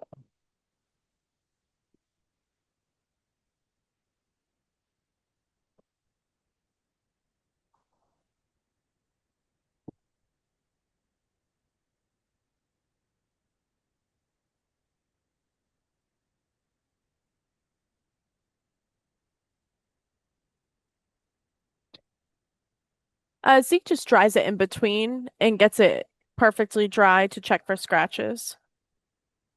And then we don't wash it between like changing wheels. No, not unless it has like a lot of pits or something in it, then I would wash it. But something like this, the hardest part about doing this is keeping track of if you actually ground everywhere or not. And that's why checking it dry is going to be so important. See where you missed.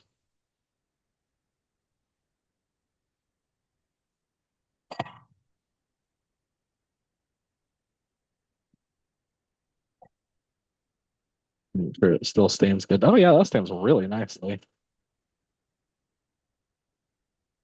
Yeah, I'll show you.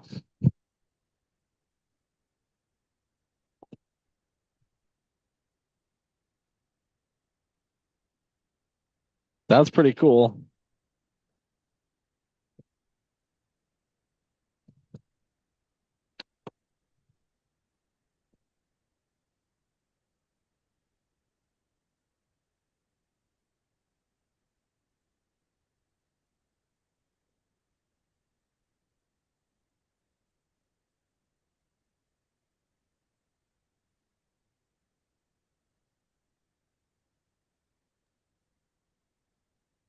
Scott is asking, what is the wheel on the far left side? It's so white. That's an expandable drum.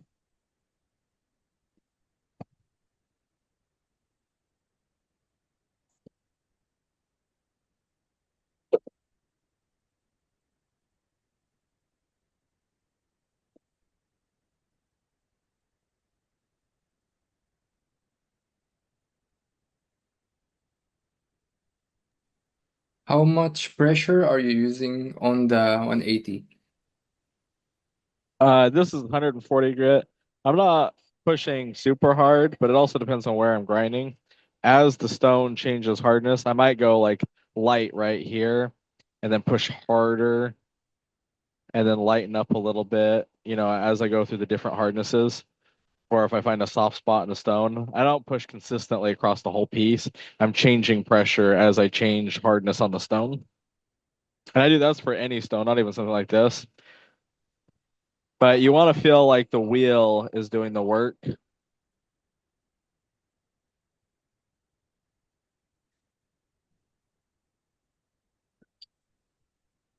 Oh, wait, she can't even have them, Michael.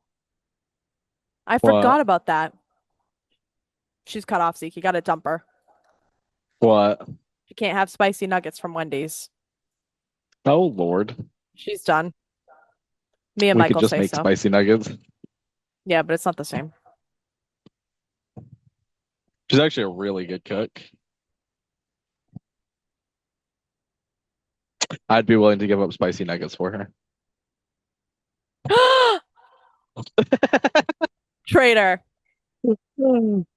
That's pretty much like slapping Michael Bruce in the face.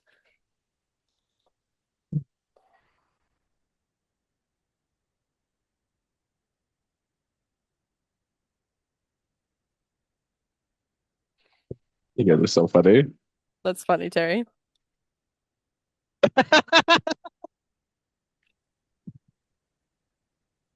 From Teresa, she says, thank you. Next time you dry the stone, can you show it to the camera while dry and explain what you are looking for? Absolutely. I haven't dried it off yet because when I'm going I started on the 80 grit and there's nothing really to check for on the 80 grit. I'm just feeling for making sure I got the big scratches and deep spots out and smoothing it out. We'll check it when I think I'm done on the 140 grit. We'll be looking to see that I got all those deep scratches out and that we have a consistent frosted look across the whole piece.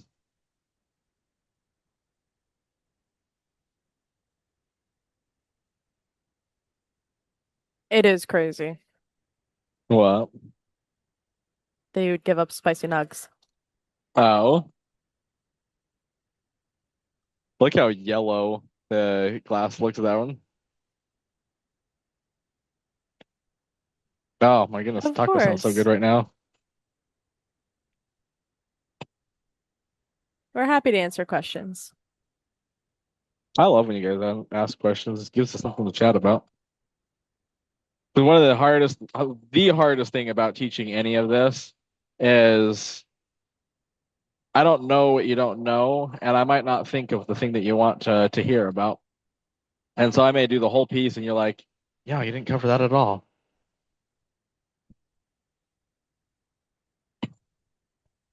Now, would this be something that you would polish with like the cerium on the wet belt sander drum? Oh, I absolutely. Lovely.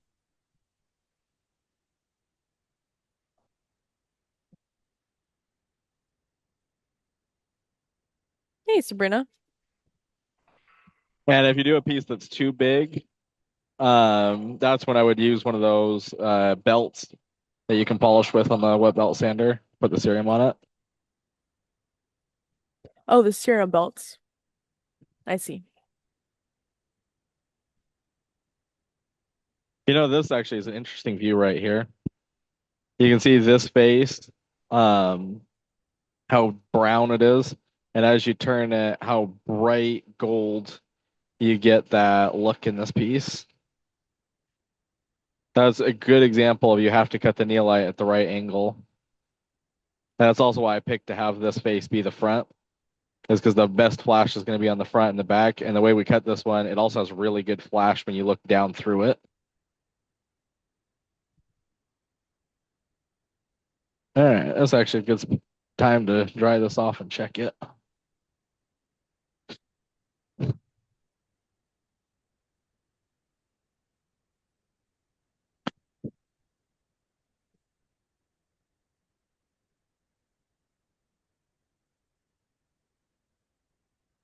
And when I dry Hey, this off,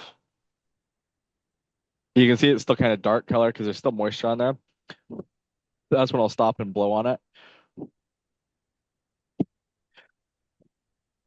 Because you can see now you can really see those scratches. mm.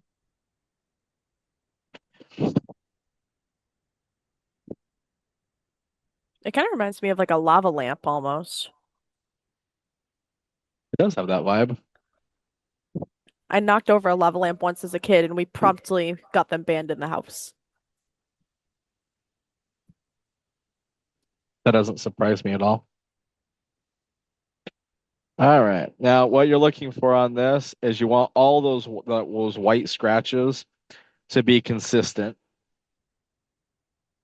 If you see like, all right, this edge right here is a good example. You see how they're a little bit more aggressive? That means those ones didn't get ground enough. And so because it's not as consistent as the other scratches. So that's essentially what I'm doing is looking over the whole piece, looking for inconsistencies in the scratches. Yeah, we really do need to run one of those lines. Same with that edge right there. You can see the white is more aggressive. That's because that didn't get done as well.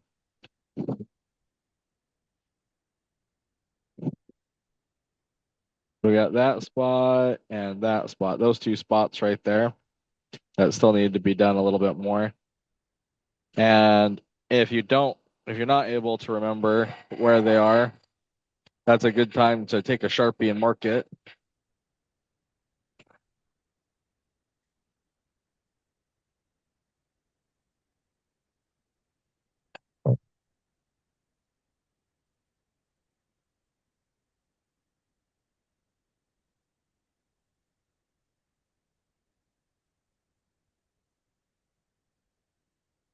All right.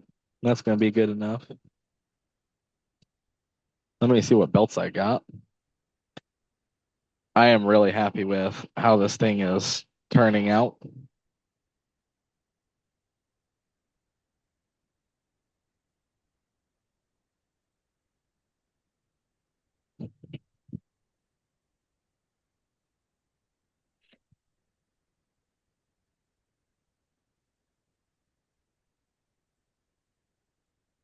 I do really love the wet belt sander. Zeke, is Is Sharpie okay for glass? Oh, absolutely. I'm a little light on belts right now, so I'm going to use 120 grit. I'd prefer 220 grit, but this 120 is pretty worn, so it will help us. Silicon carbide breaks down and gets finer and finer. So honestly, this 120 is probably closer to a 220 at this point.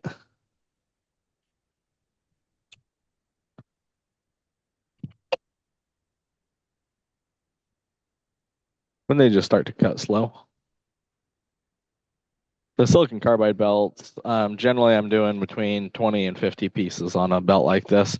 Although if you're doing something big and hard, if you're doing a big project like this, you may use up the whole belt on one piece.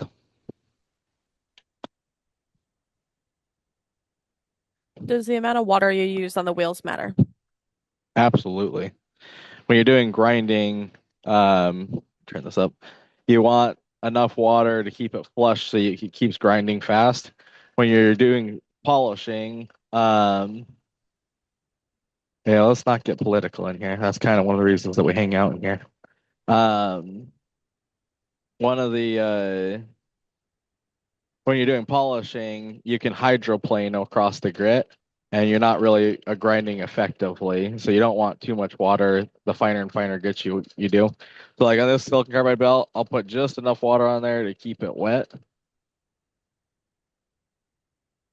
I don't want to flood the thing.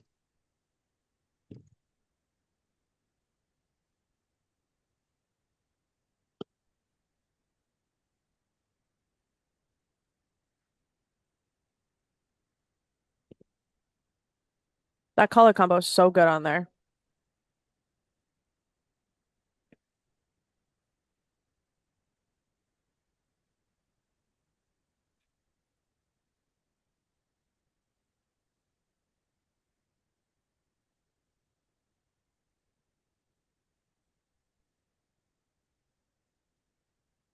What's funny about you guys talking about the spicy nugget is actually the first thing she cooked for me was lemon garlic chicken strips, but she breaded them so they were kind of like chicken nuggets.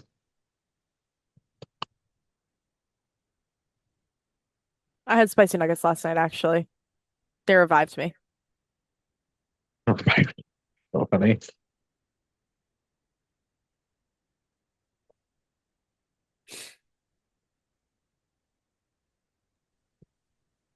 From Kate Burton, how long do belts usually last, Zeke?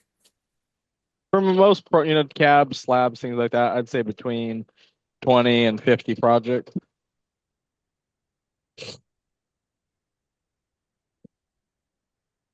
Be kind of, at least my average. I guess it depends on how aggressive you use them.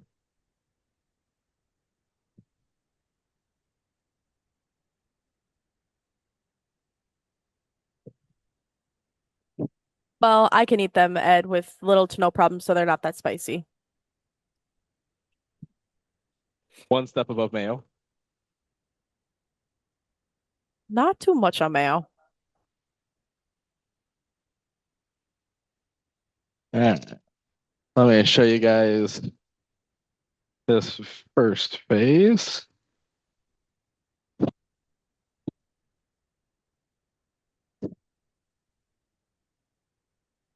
Give you a little comparison.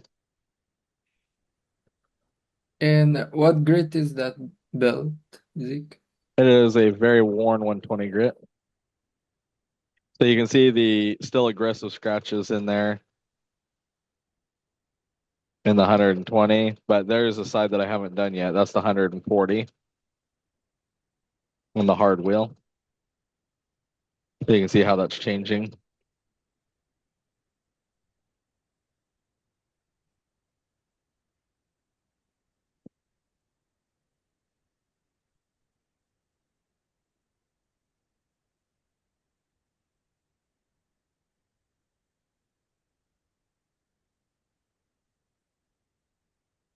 Yes, Teresa.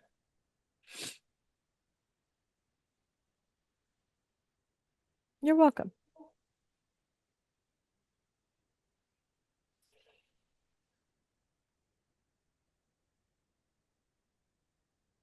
This is gonna look so sick once you get a final polish on it. Yeah, I'm super excited about this piece. I've been wanting to do one of these for a while.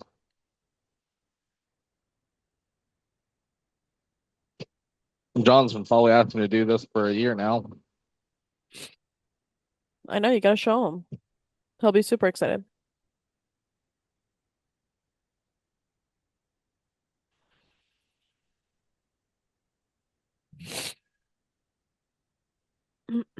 Does the felt touch the belt on this machine like on the cabbing machines?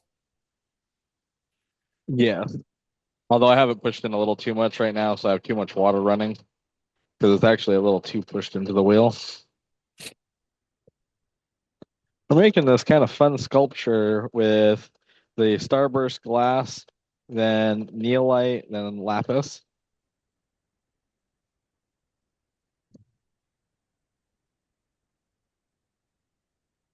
But it's a fun little, basically, intarsia sculpture.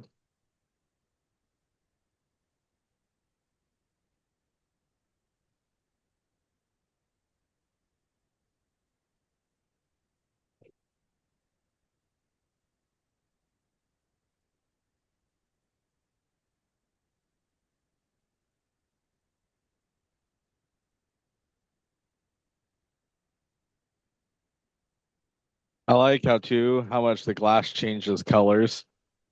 And it almost looks dichroic with the yellow behind it. I'll see the top so you guys can see that.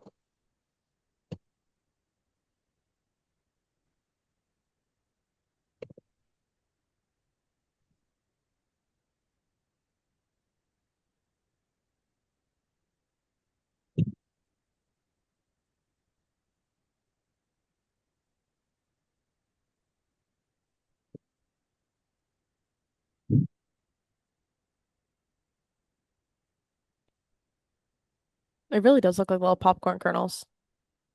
Yeah, it looks really yellow, and you can see the neolite flash down through there. And then you can see when you turn it this way, you get all the green.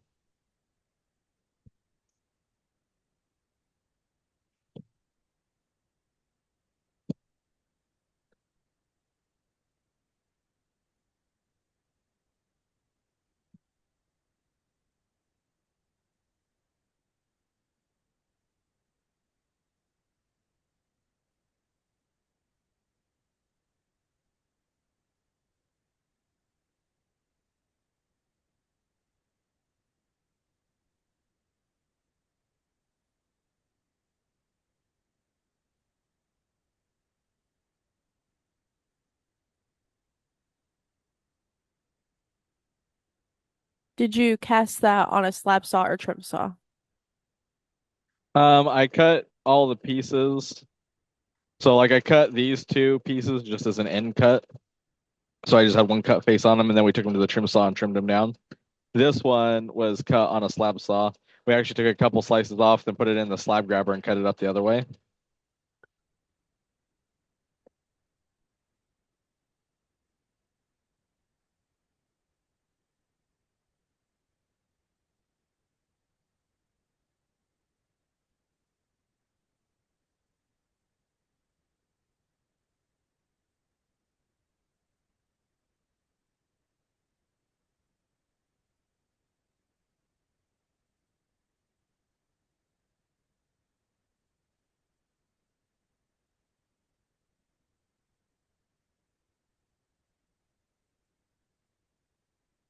Are you already thinking of what you're gonna do for your next piece, Zeke? Yes, actually I was. What are you thinking? Um, we got to do something with dichroic. I also really want to do a sphere in this style, do something like this with a sphere. Mm. I actually almost did that tonight, turned a piece like this into a sphere. But I was like, let's do the sculpture first. I also think Hyperstein would be a really good because I love the chatoyant flash. Anything with the chatoyant flash, I think would look really cool like this. I also think it'd be really cool to take a piece, do three pieces like this, then take the whole thing and cut it in half and put a piece of like optical quartz over it. So it really has that effect where it's like perfect glass polish.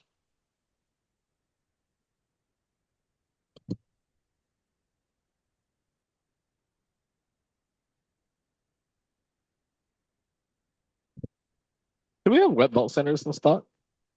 I don't believe so.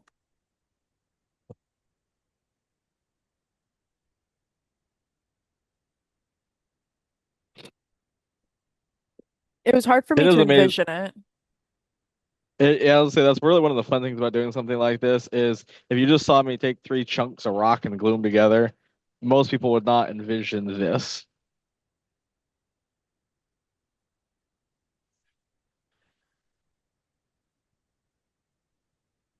And honestly, I didn't really know what this was going to look like either until I started grinding it. Because I mean, I had an idea, but I like the rock to kind of help me decide what it should be.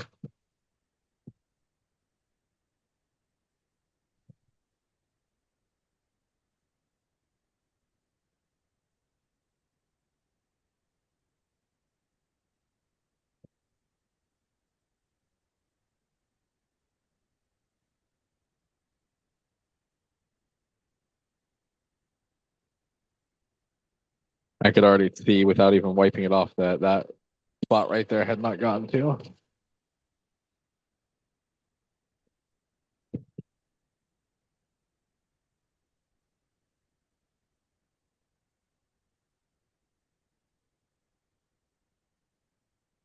All right, let me wipe this off, and then we'll show you guys what we're looking like, and we'll move up a grid, I believe.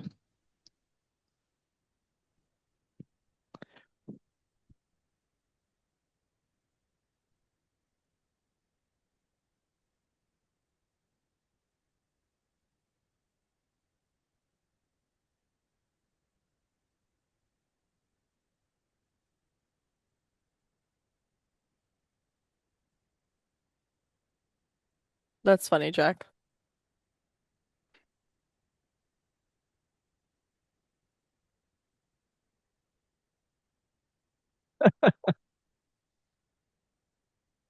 You can see there's still some pretty aggressive scratches in that, although we are 120 grit. Those ones right there are, I think, are a little too deep.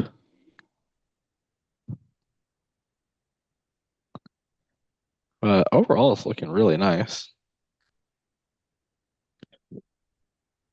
There is a fracture in the lapis that I probably should have cut out, but that'd be a little bit shorter than I'd like it to be.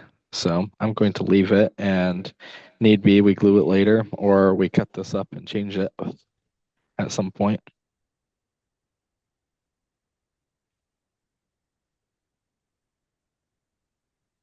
But I think this is a good point to take and Sharpie the spots that are real bad and go back to 140 grit and rework it because we want this to be perfect when we take it off the cerium. Honestly, while I rework this, Jordan, you want to show some more of those pieces? I do. I'll let you guys look at some pretty rock while I take this back a step. Let's see, Uh, where's the Sharpie? James was asking, is that the CB8 to the left? Yes, it is. I'll show you guys what I mean with the Sharpie before we switch over. Do you have a Sharpie, Jordan?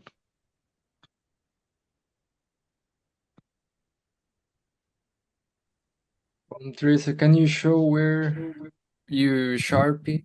So it's normal to go up and down one step on the wheels? Question mark. Yeah, it just wasn't as good as I'd like it to be. So it's not uncommon to have to go back a step, especially when we're working something so big. Like this one, those marks right there, I don't like. A little too aggressive. Some of these edges, I definitely didn't get good enough. That spot right there.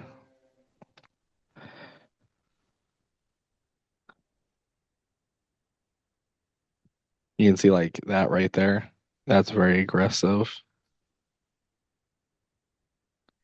That spot right there is a perfect example of where I didn't get it good enough. And if I'd probably just taken more patience to look at it, probably wouldn't have been able to get that up first. That's one thing I really like about the silicon carbide is it helps really show where the deep scratches are if you end up going back a step.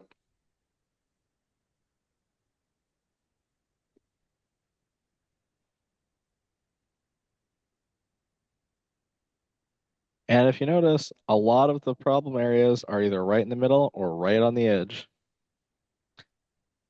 which means if I'm doing it, probably most people are doing it where they're missing the edges in the middle the most.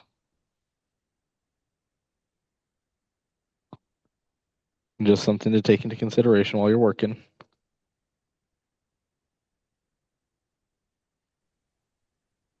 Another question. So when you go back down a grid, how do you move it so you don't create more scratches? Are you going to go fast or slow over those areas? Now I'm going to do the whole piece as if it's the first time I'm working that wheel, and it's all going to be scratched up again to that grit.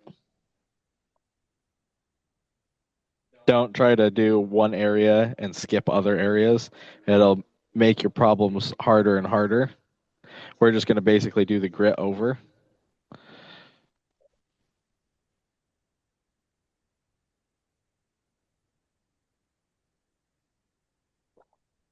From James, do you worry about the Sharpie ink soaking in the material? Yes. Um, on the neolite, I probably wouldn't really worry about it. The glass definitely wouldn't worry about it.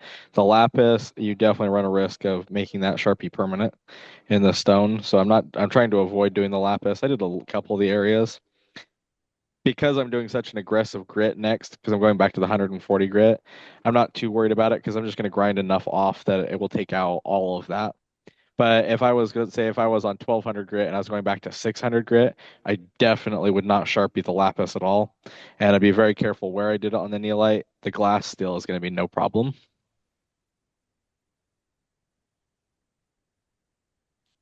So you don't want to put Sharpie on porous rock. Anywhere where you see pits or fractures, any soft spots you don't want to do Sharpie in. But I mean, the glass, you could take that up to 3000 grit and still Sharpie it, and it's still going to be able to get it off. All right, so I'm just going to take that back over. The problem with the pencil is it wipes off too easily, and so it doesn't do it as well. The Sharpie, like now that you can see the dried, you can see that it soaked into those really deep scratches. You cannot easily get that Sharpie out until those scratches are gone. You'd have to soak it in acetone to get it out of those scratches. So it's actually easier to just grind them out. Hey, Thomas. So I'll take this back to 140 grit. You see, I'm just working those faces again. From Thomas. Thomas, how do you value agates, Zeke? It is a formula of, well, how much does the rough cost? Um, how many did you have to cut to get a great agate, and how many more would you have to cut to get another great agate? How rare is the agate itself? You know, like if you cut one that maybe has a very unusual patterning or a rare color combination or has more bands of color than average. And one thing that I think a lot of people forget when they're pricing agates is good agates have to pay for all the duds too. So, like a Mozambique or a Moctezuma is a good example of this. Sometimes you got to cut 20, 30, 50, 75 agates to hit a really great one. That really great one has to pay for all the duds too to make it worth it. So an agate that has a lower yield, when you get a really nice one, definitely will raise the value a good bit. And then there's also size. How many flaws does it have? Is it perfect? Are there any fractures? How aesthetically pleasing is it is another big factor because you can have a really nice agate, but if it's not aesthetically pleasing, it's going to lower the value. When I say aesthetically pleasing, like maybe the shape of the agate. If you cut it really funky, so it has some weird piece sticking off, it's not going to be as valuable as like a nice symmetrical agate.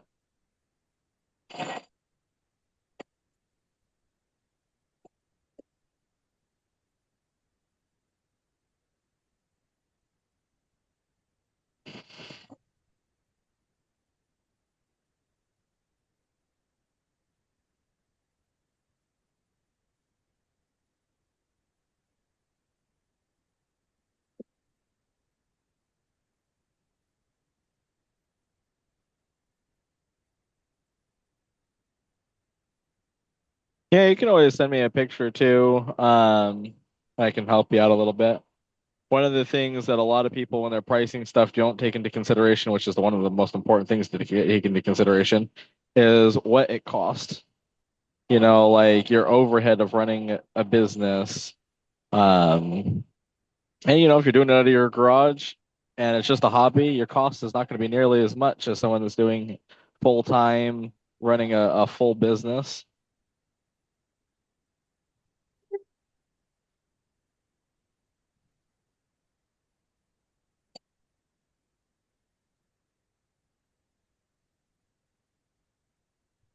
Oh, that's awesome, Melody.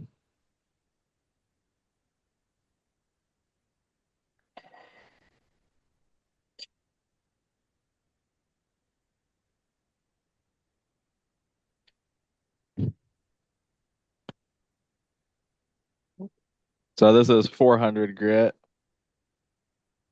You can see, look how consistent it is now.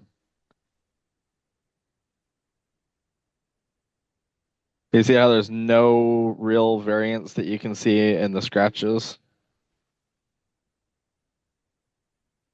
That's exactly what we're looking for before we move on.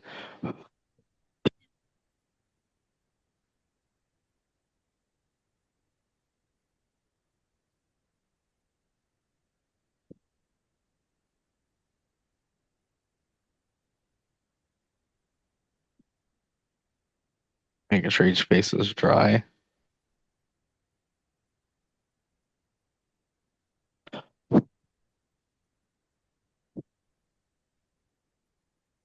Oh, I'm so excited for how that's going to turn out. Yep, so you got glass, neolite, lapis. But when you're looking at scratches, you're always going to have scratches, no matter how fine of a grit you go to. The key is just to make them consistent for that grit. And then here, let me stick it up here so you guys can see how it'll look standing.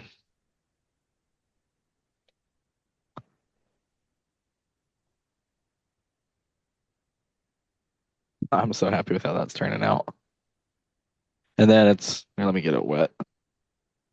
You can actually see the neolite down through the glass. And I love how it looks dichroic, where it looks yellow this way and it looks green this way.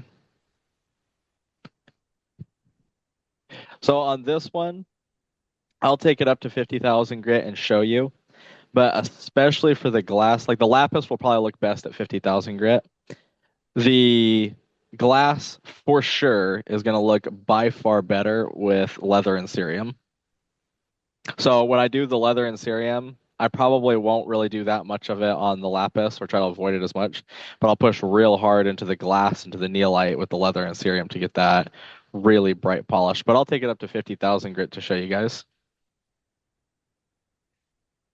Oh, that's a great way to describe that. Awesome. Let's go look at the agates that are in the saw.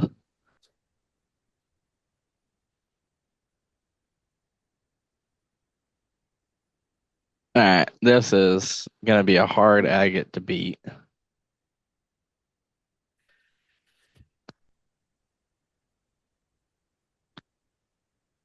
The pink in that, the deep red, the shadow banding.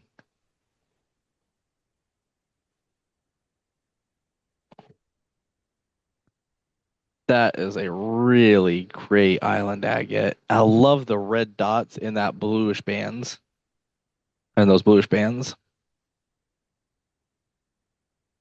Oh man, see that one's definitely getting polished. Yeah, it's got the waterline in there as well. Oof. That's one of those island agates. It's like, all right, we're done cutting island agates tonight. It's gonna be hard to beat that. Save the high for another day. This one's actually pretty good too, although it's see the problem with this next agate I'm gonna show you, it's a nice agate. It's real hard to follow the agate that I just showed you.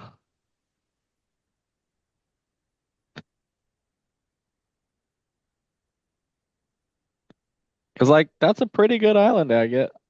I'm very happy to cut that. But after looking at that last one, it's like, oh, I need another big hit.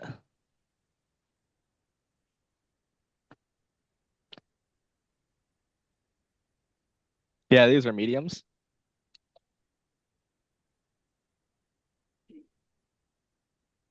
That's funny, Brad.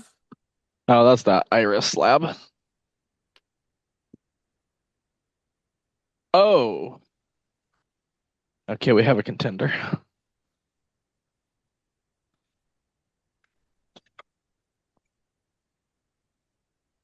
We're gonna do some more totes tonight, you guys. We'll be doing island agate totes too.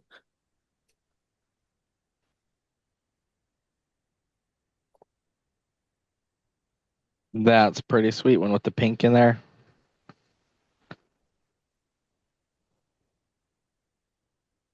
I can see the ears. That's funny.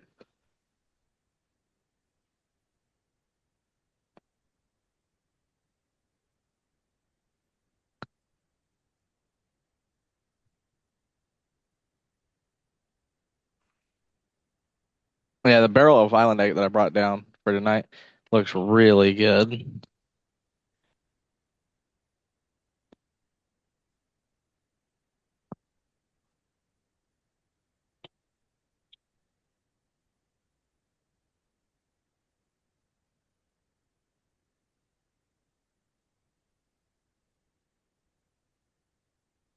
That is not my Ooh, favorite tonight. holy mackerel. I don't know, Zeke. They're not gonna want to do island agate tote. We should just bring that barrel like right back upstairs, I think. What do you think? Think we should just set up all the saws and cut all night. I'm down. Put a me in the chat if you guys want to do the island agate tote tonight. Yeah, these all came out of that barrel. Oh, only Ryan wants to go through the barrel, Zeke. All right, I'm gonna talk about agates to y'all already. On this one, so when I was talking about a valley, this is a perfect example of a valley, and condors are kind of notorious for having them, so it's something to pay attention to. You don't want to cut through like this. A lot of people's first inclination is to cut through the little nub, but because it's shrunk down right here, often there's a fracture right there. Not always, but we know that more often than not that there is, and so it's less risky to cut through that. So on this one, I think the most symmetrical, biggest face that we can get out of it that's going to be nice is to come cut it right through there. So I'll take this one and clamp it like about like that so we can cut right top to bottom through there.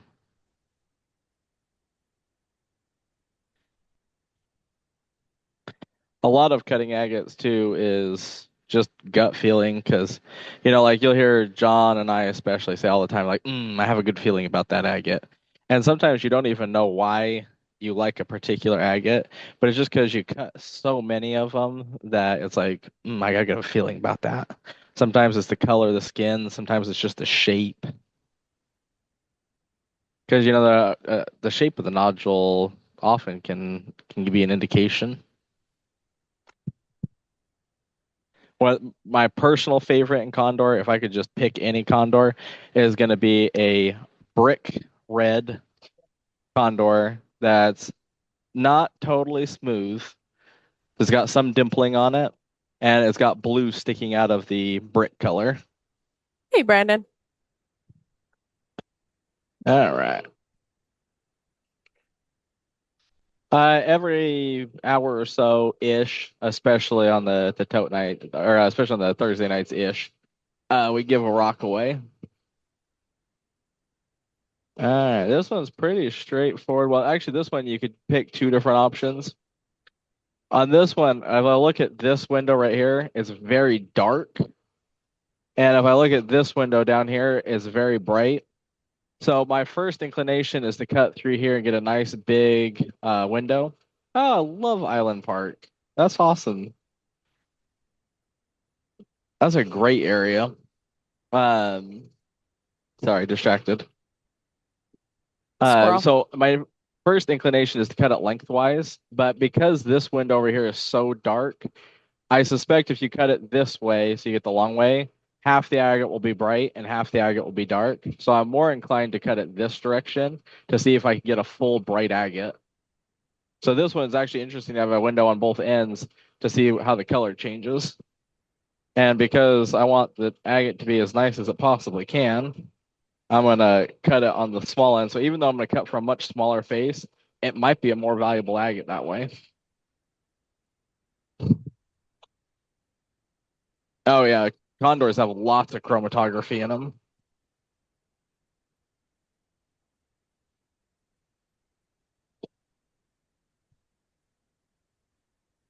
What is chromatography?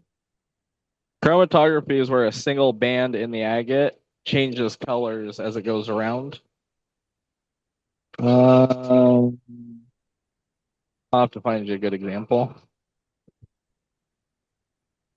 Or when these are cut, actually, I'll show you what chromatography is, because I guarantee you one of these condors is, at least is going to have some chromatography in it.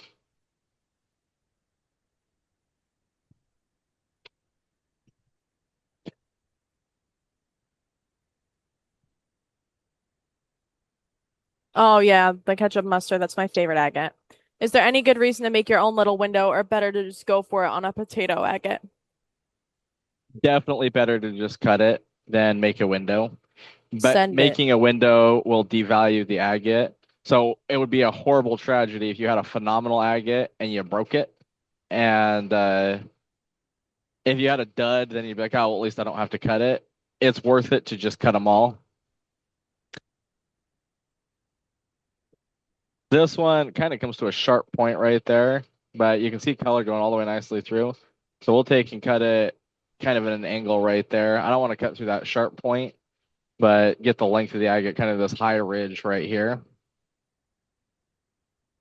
Going around.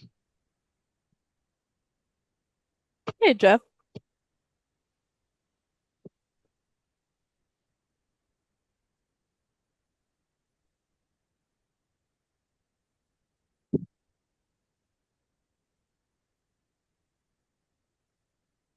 Cutting agates is definitely one of the few times where, well, not one of the few times.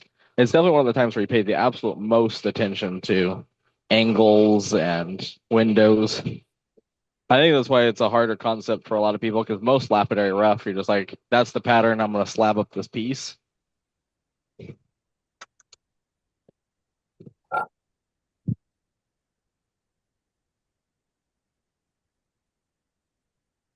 Thanks, See, I like James. this one.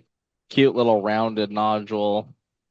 There's no windows on this one, so it could be phenomenal. Or, yeah, or however it fits in the vise. Or it could be a total dud, which is one of the things that's fun about it. So we'll just cut this one for a symmetrical shape.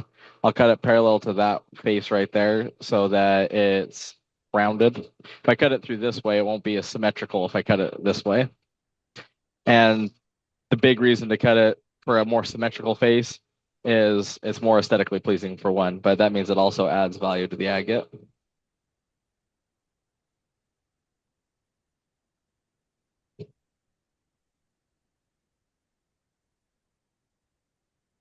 The vice boards are perfectly worn right now. I know. It'd be a shame when we have to replace those because this is like perfect. I know. I'm gonna step out for 1 second, Zeke. I'll be right back. All right.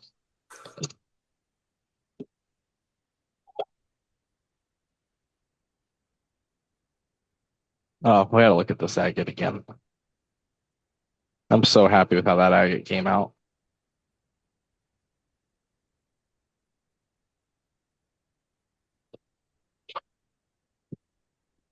All right.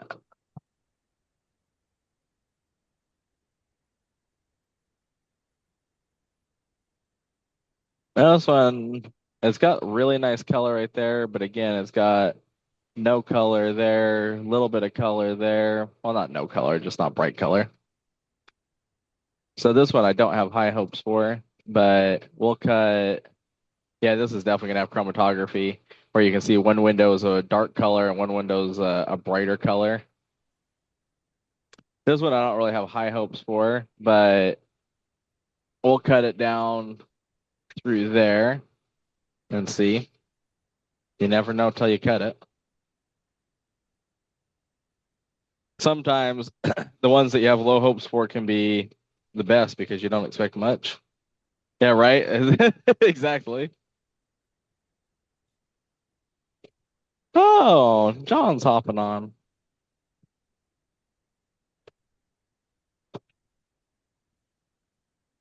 Back clamped in.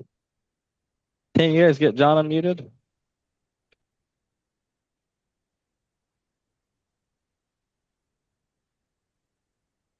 All right. Let me go wash the oil off my hands and then we will continue our sculpture. And then after we do a little bit more grinding, we'll take you guys over and do some of that island agate tote because I guarantee after seeing some of those, you all want to dig through the island agate. That was a really good batch.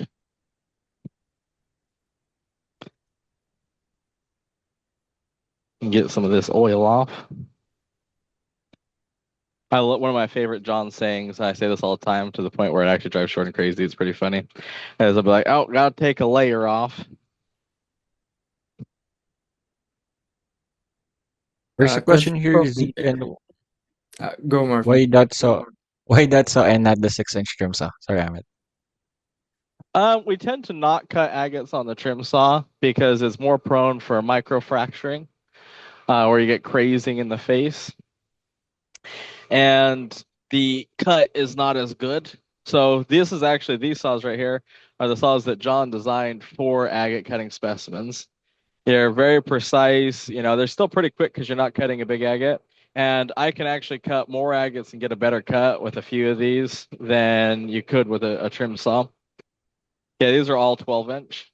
This is actually of the agate cutting saws that John designed. This was the second one that they built. This is Petunia. This is Tay's saw. She's had this one since she was 11.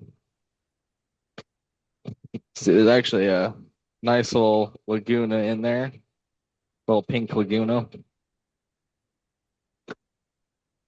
But this is what we do pretty much all the agate cutting on. Not to say that you can't cut agates on a trim saw, but you will definitely get a better cut on a saw like this. Sometimes when you cut an agate on a trim saw, you get the microfracturing in it.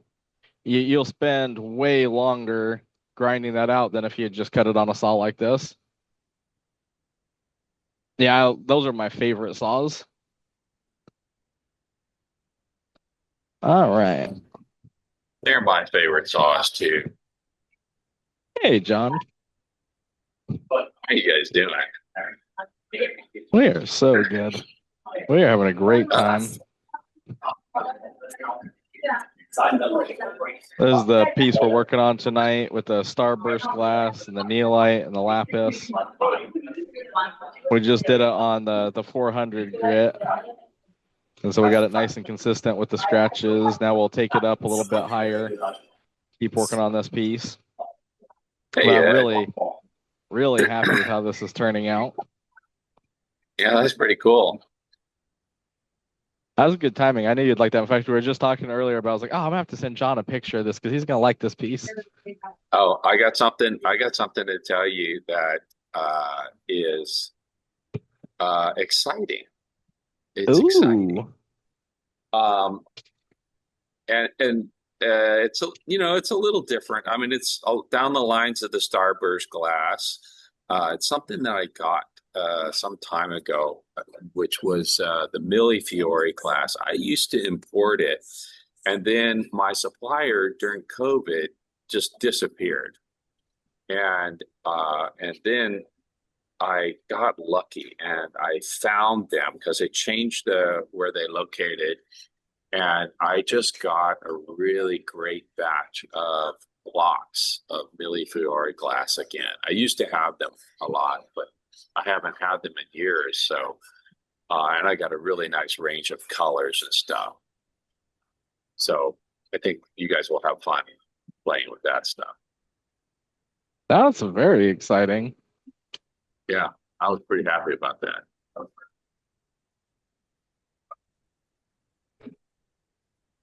I'm ecstatic about that. So who I was talking to the other day. There's somebody some customer talked to me. They got a wet belt sander that they bought from somebody else, and the belt sander bouncing a lot.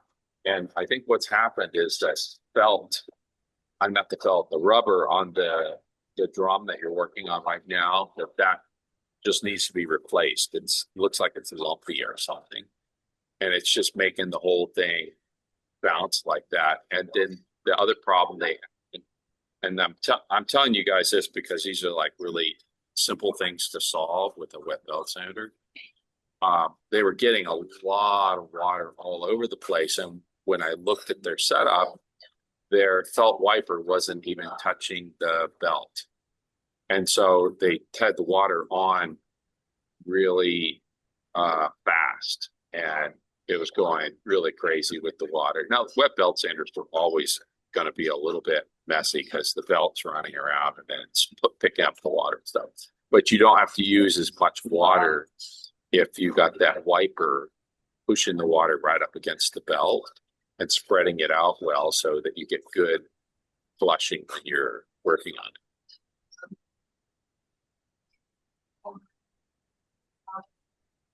Yeah, so these guys making these Millefiori blocks, I'm gonna see about. They don't like making big blocks because it's really the annealing process to keep them from fracturing is more time consuming. But I love those floating starburst in there.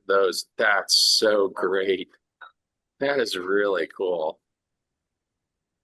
So I'm gonna try and get them to make me some blocks for like that are nice size for preforms for making spheres, like an 85 by 85 by 85 millimeter cube, so you could cut a good 3-inch ball out of it.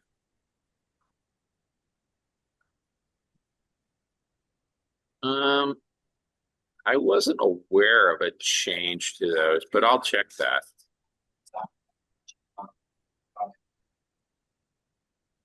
Oh, Michael, well, I'm thinking of it. I just had Tay check the seals that you and I were talking about.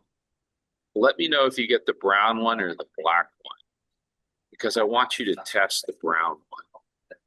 It's a different material and it's supposed to be a lot more abrasion resistant. So if you get the black one, holler at me. I'll have them send you out a brown one. I love working on big pieces on the wet belt sander like this. Yeah. We got to do, I mean, when we're doing lamination like this, we're so close. We've got to do knife handles. Yeah, that would look really cool in a knife. Something like that. Yeah. Well, we got so many great stones, you know. I like the way the on this one, the neolite makes the glass look dichroic because it's very green that way and very yellow that way. Uh-huh.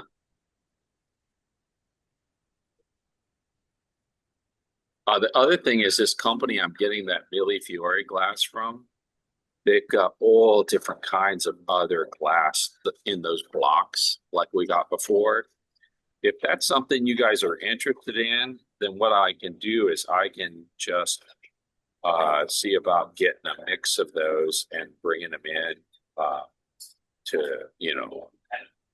have to cut up to work with. I mean, they'll be fun for laminates, but they're also, uh, I think, interesting for the potential of doing some intarsia. Well, as we went through all those blocks in one night, I'd say we probably need a good mix of them.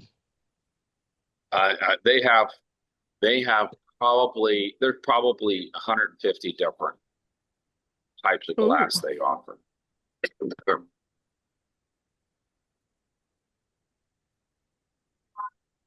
So, like if I get one of each type, then you guys can have real chaos.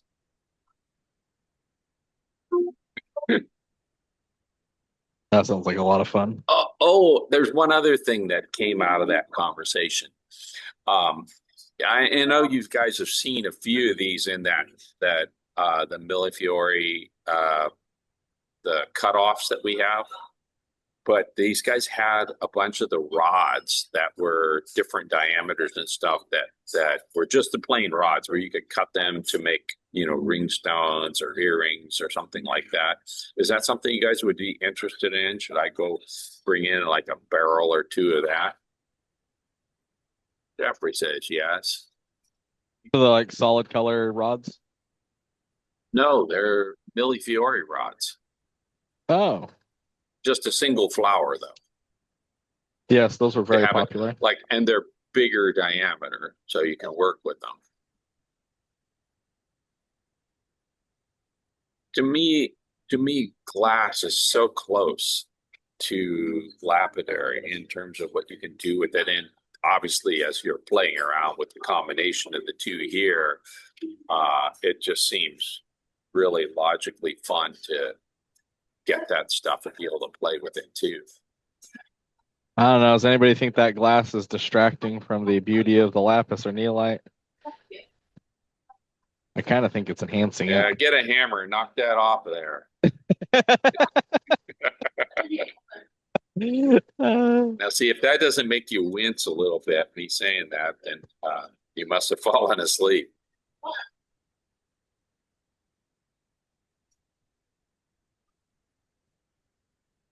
Well, the beauty of an art form is that the more you integrate other things into it, the more surprising the results can be. I'm so glad to hear you say that, John, because we were just talking about that earlier. And we decided that we need a forge and a power hammer, because it would be great to make something like this that doesn't sit and you build a custom stand for it. And don't tell me a MIG welder. Oh, yeah, that'd be good too. Now, I while mean, we're just a at whole it, forging why don't setup. we get 3D metal printing? Oh, now we're talking. Ooh. What about Well, the 24-inch there's some intarsia? really interesting things that could be done in jewelry with 3D metal printing. Oh, yeah, plasma cutter would be nice. You're gonna plasma cutter? No, laser. Plasma is so inaccurate by comparison. They've got All plasma right. cutters the plasma cutters when they first came out were so crazy expensive, and then when laser came out, and then laser started coming down, then plasma is like everybody's just about discarding it because it's this big blast of plasma compared to a really really precise targeted beam. Can we have everything? I like that too. Yeah, I'd love to be able to do some blacksmithing to make like custom stands or integrate. Well, we got MIG and TIG welders there sitting upstairs. Well, that's true. Didn't fabricate any. I mean, I fabricated all the first machines with those welders and milling machine and a lathe. All right, we'll have to get that set up. Yeah, yeah. Well, there is, but I saw it up on Lapidary Equipment Marketplace, and he won't take it down because I'm good friends with John Marshall. He's a great guy. I like John's commitment to the lapidary arts, and he's well, some people think they don't like how he manages his group, but he's got like 120,000 people in that group, and so he doesn't have he has a very low tolerance threshold for bad behavior. So people get in there and they, you know, bring negativity or something like that, and they're gone very quickly. And I think that's a really good standard because plenty of places for that to be out there that nobody's really looking for that. You know, you go into a lapidary group and you're, you know, you got kids in there, you got all different kinds of people, and what should be in there is encouragement and coaching and guiding and helping, not, you know, some stupid stuff. So I really have a lot of respect for John and how he runs those groups. And a lot of what I've seen him do, it's like that's what we want to bring to what we're doing here. Because it's the same thing, you know, learning and helping people and giving encouragement. You know, when somebody does their first cab, it's never going to be perfect. And you want to encourage them. So they're excited about it. They do their second cab and it gets better.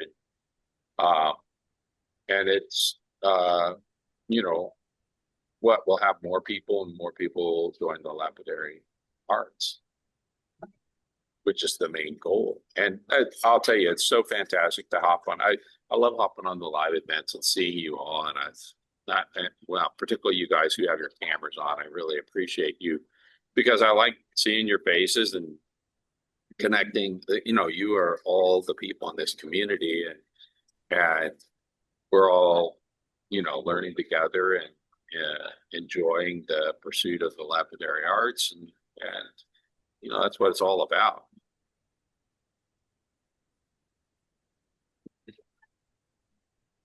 Yeah, I need to get some more different glues. You know, I haven't had the resin for Bond Optic in probably 3 years because a company that was supplying it to me here in the U.S. Basically made it impossible to buy. Oh, sorry, I accidentally shut off my camera. I didn't realize I was like showing you guys this piece. Let's see, there we go. We're still not quite there. We're getting finer and finer. And you can see I'm still missing the edges in that area. That's where our consistency is really important to talk to. And I'm always looking at the reflection. So if you look at the reflection of the light there, as I take it over, you can see the consistency change. And so even if you're struggling to see those scratches, that consistency is a good indication that that spot has not been ground well. And you can see there's still lots of small scratches in the glass to work out. But this is the challenging part of doing something like this, is being consistent across the entire piece. And so it's important to dry it off and look at every face. And you could take and you could mark this with a Sharpie. Get that. You can see that area is still pretty scratched up. We got to hit that a lot better. But it's just looking at that for the consistency, especially the edges. That's where I see a lot of people miss, is they'll finish the project and they'll miss an entire edge like that. And it just looks frosted and really distracts from the piece.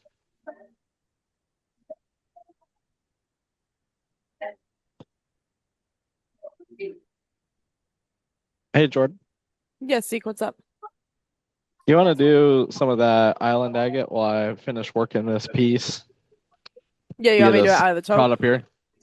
Yeah, if you want to do that barrel is really good. Yeah.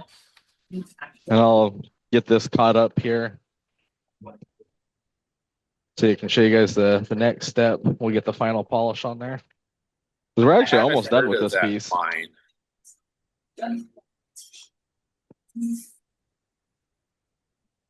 I'm hungry for popcorn now. Well,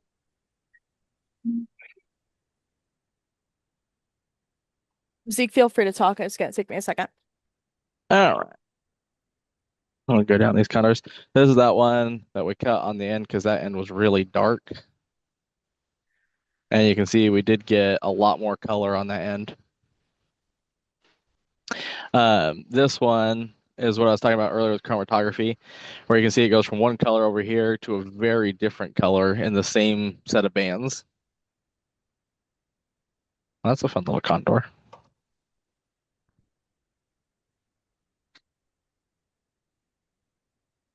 And this is that one that I was like, 0 windows on it. It's either going to be great or it's going to be a dud. And it is tumbling material. I mean, it's kind of cool with those little orbs in there, but this is one I'd throw in the tumbler.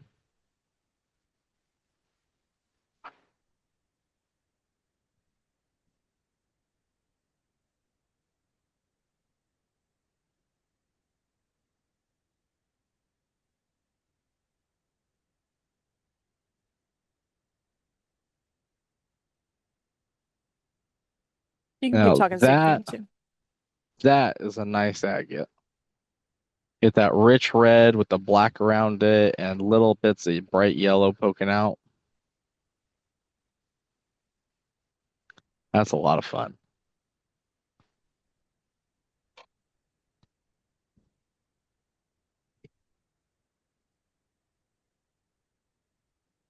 Oh, I just got a sneak peek at this one. So this was another one where I was like, this end kind of not that inspiring, but we had a little bit of color shown on the other end. And gosh dang, that's a nice agate.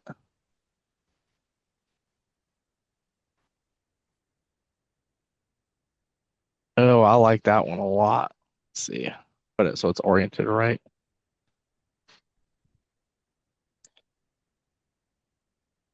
I love that agate. That is really nice.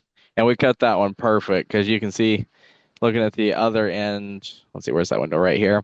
If we'd cut this lengthwise, it wouldn't have near that much color going on in it. So it's a more valuable agate and more aesthetically pleasing just doing the small cut on this one. All right, we got one last one here to look at. Oh, this one turned out pretty good too.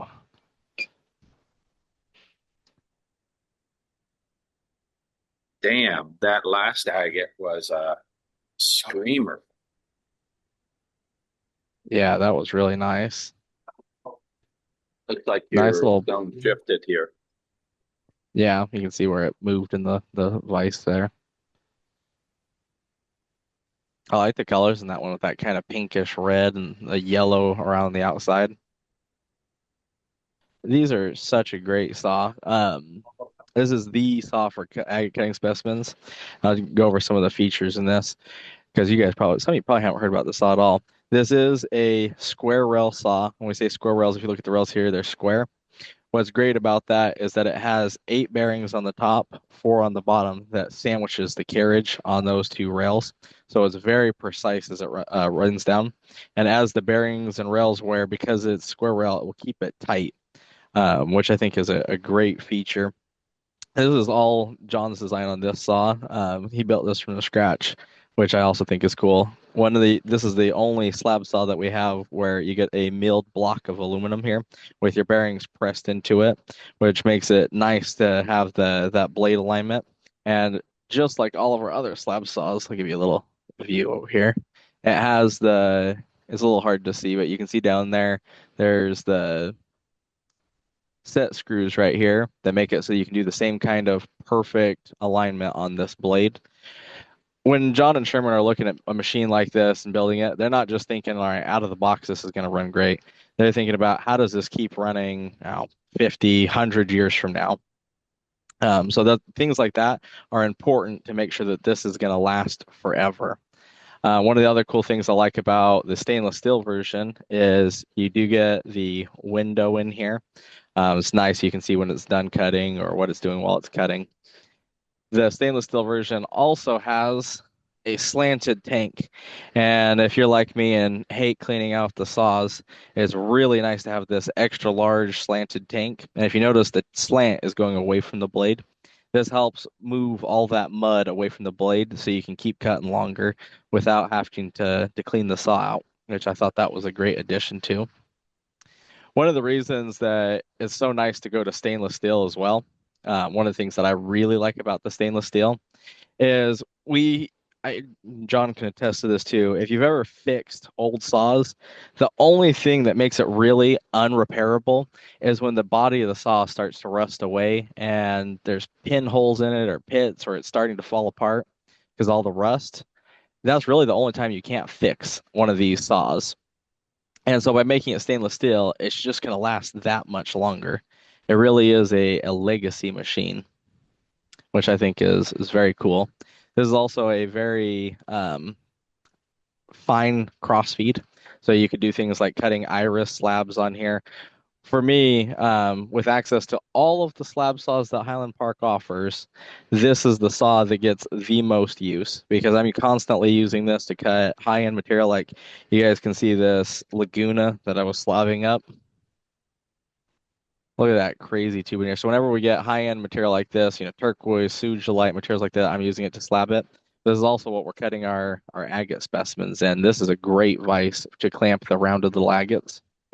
So you always see when we are cutting agates, you're always going to see us using these saws to do that. Yeah, it's a great machine. Is there anything you wanted to add to this machine, John? It's kind of your one of your baby saws. I think John stepped out for a bit, but there's a question here. Do they use a pump for coolant or does the blade just run through the coolant? The blade runs through the coolant. It's a baffle system.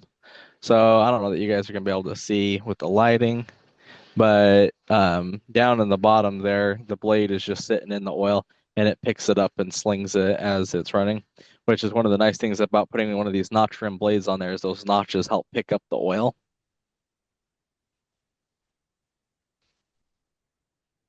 One of the other cool things, this one doesn't have a hood switch, but one of the things that I like that John and Sherman added, actually this is the very first stainless steel one we built.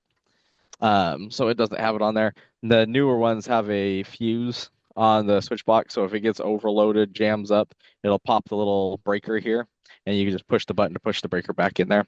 But all of the saws are a two-stage system, so you have to pull the switch and then press the button to turn it on, which is really nice because often when you set the trip chain, these switches end up in the middle position right here. And if you got an older saw, you've probably done it at some point where you forgot to make sure that was pushed all the way off, and you opened the saw and you bumped it and let it pop on and sprayed yourself with oil. So I like that you get this two-button system. And then, of course, connected to your toggle switch is a chain, so you can use the shut off. Any other questions on this machine? They also, because this is the very first one, the new ones have red over the belt guard. Like this.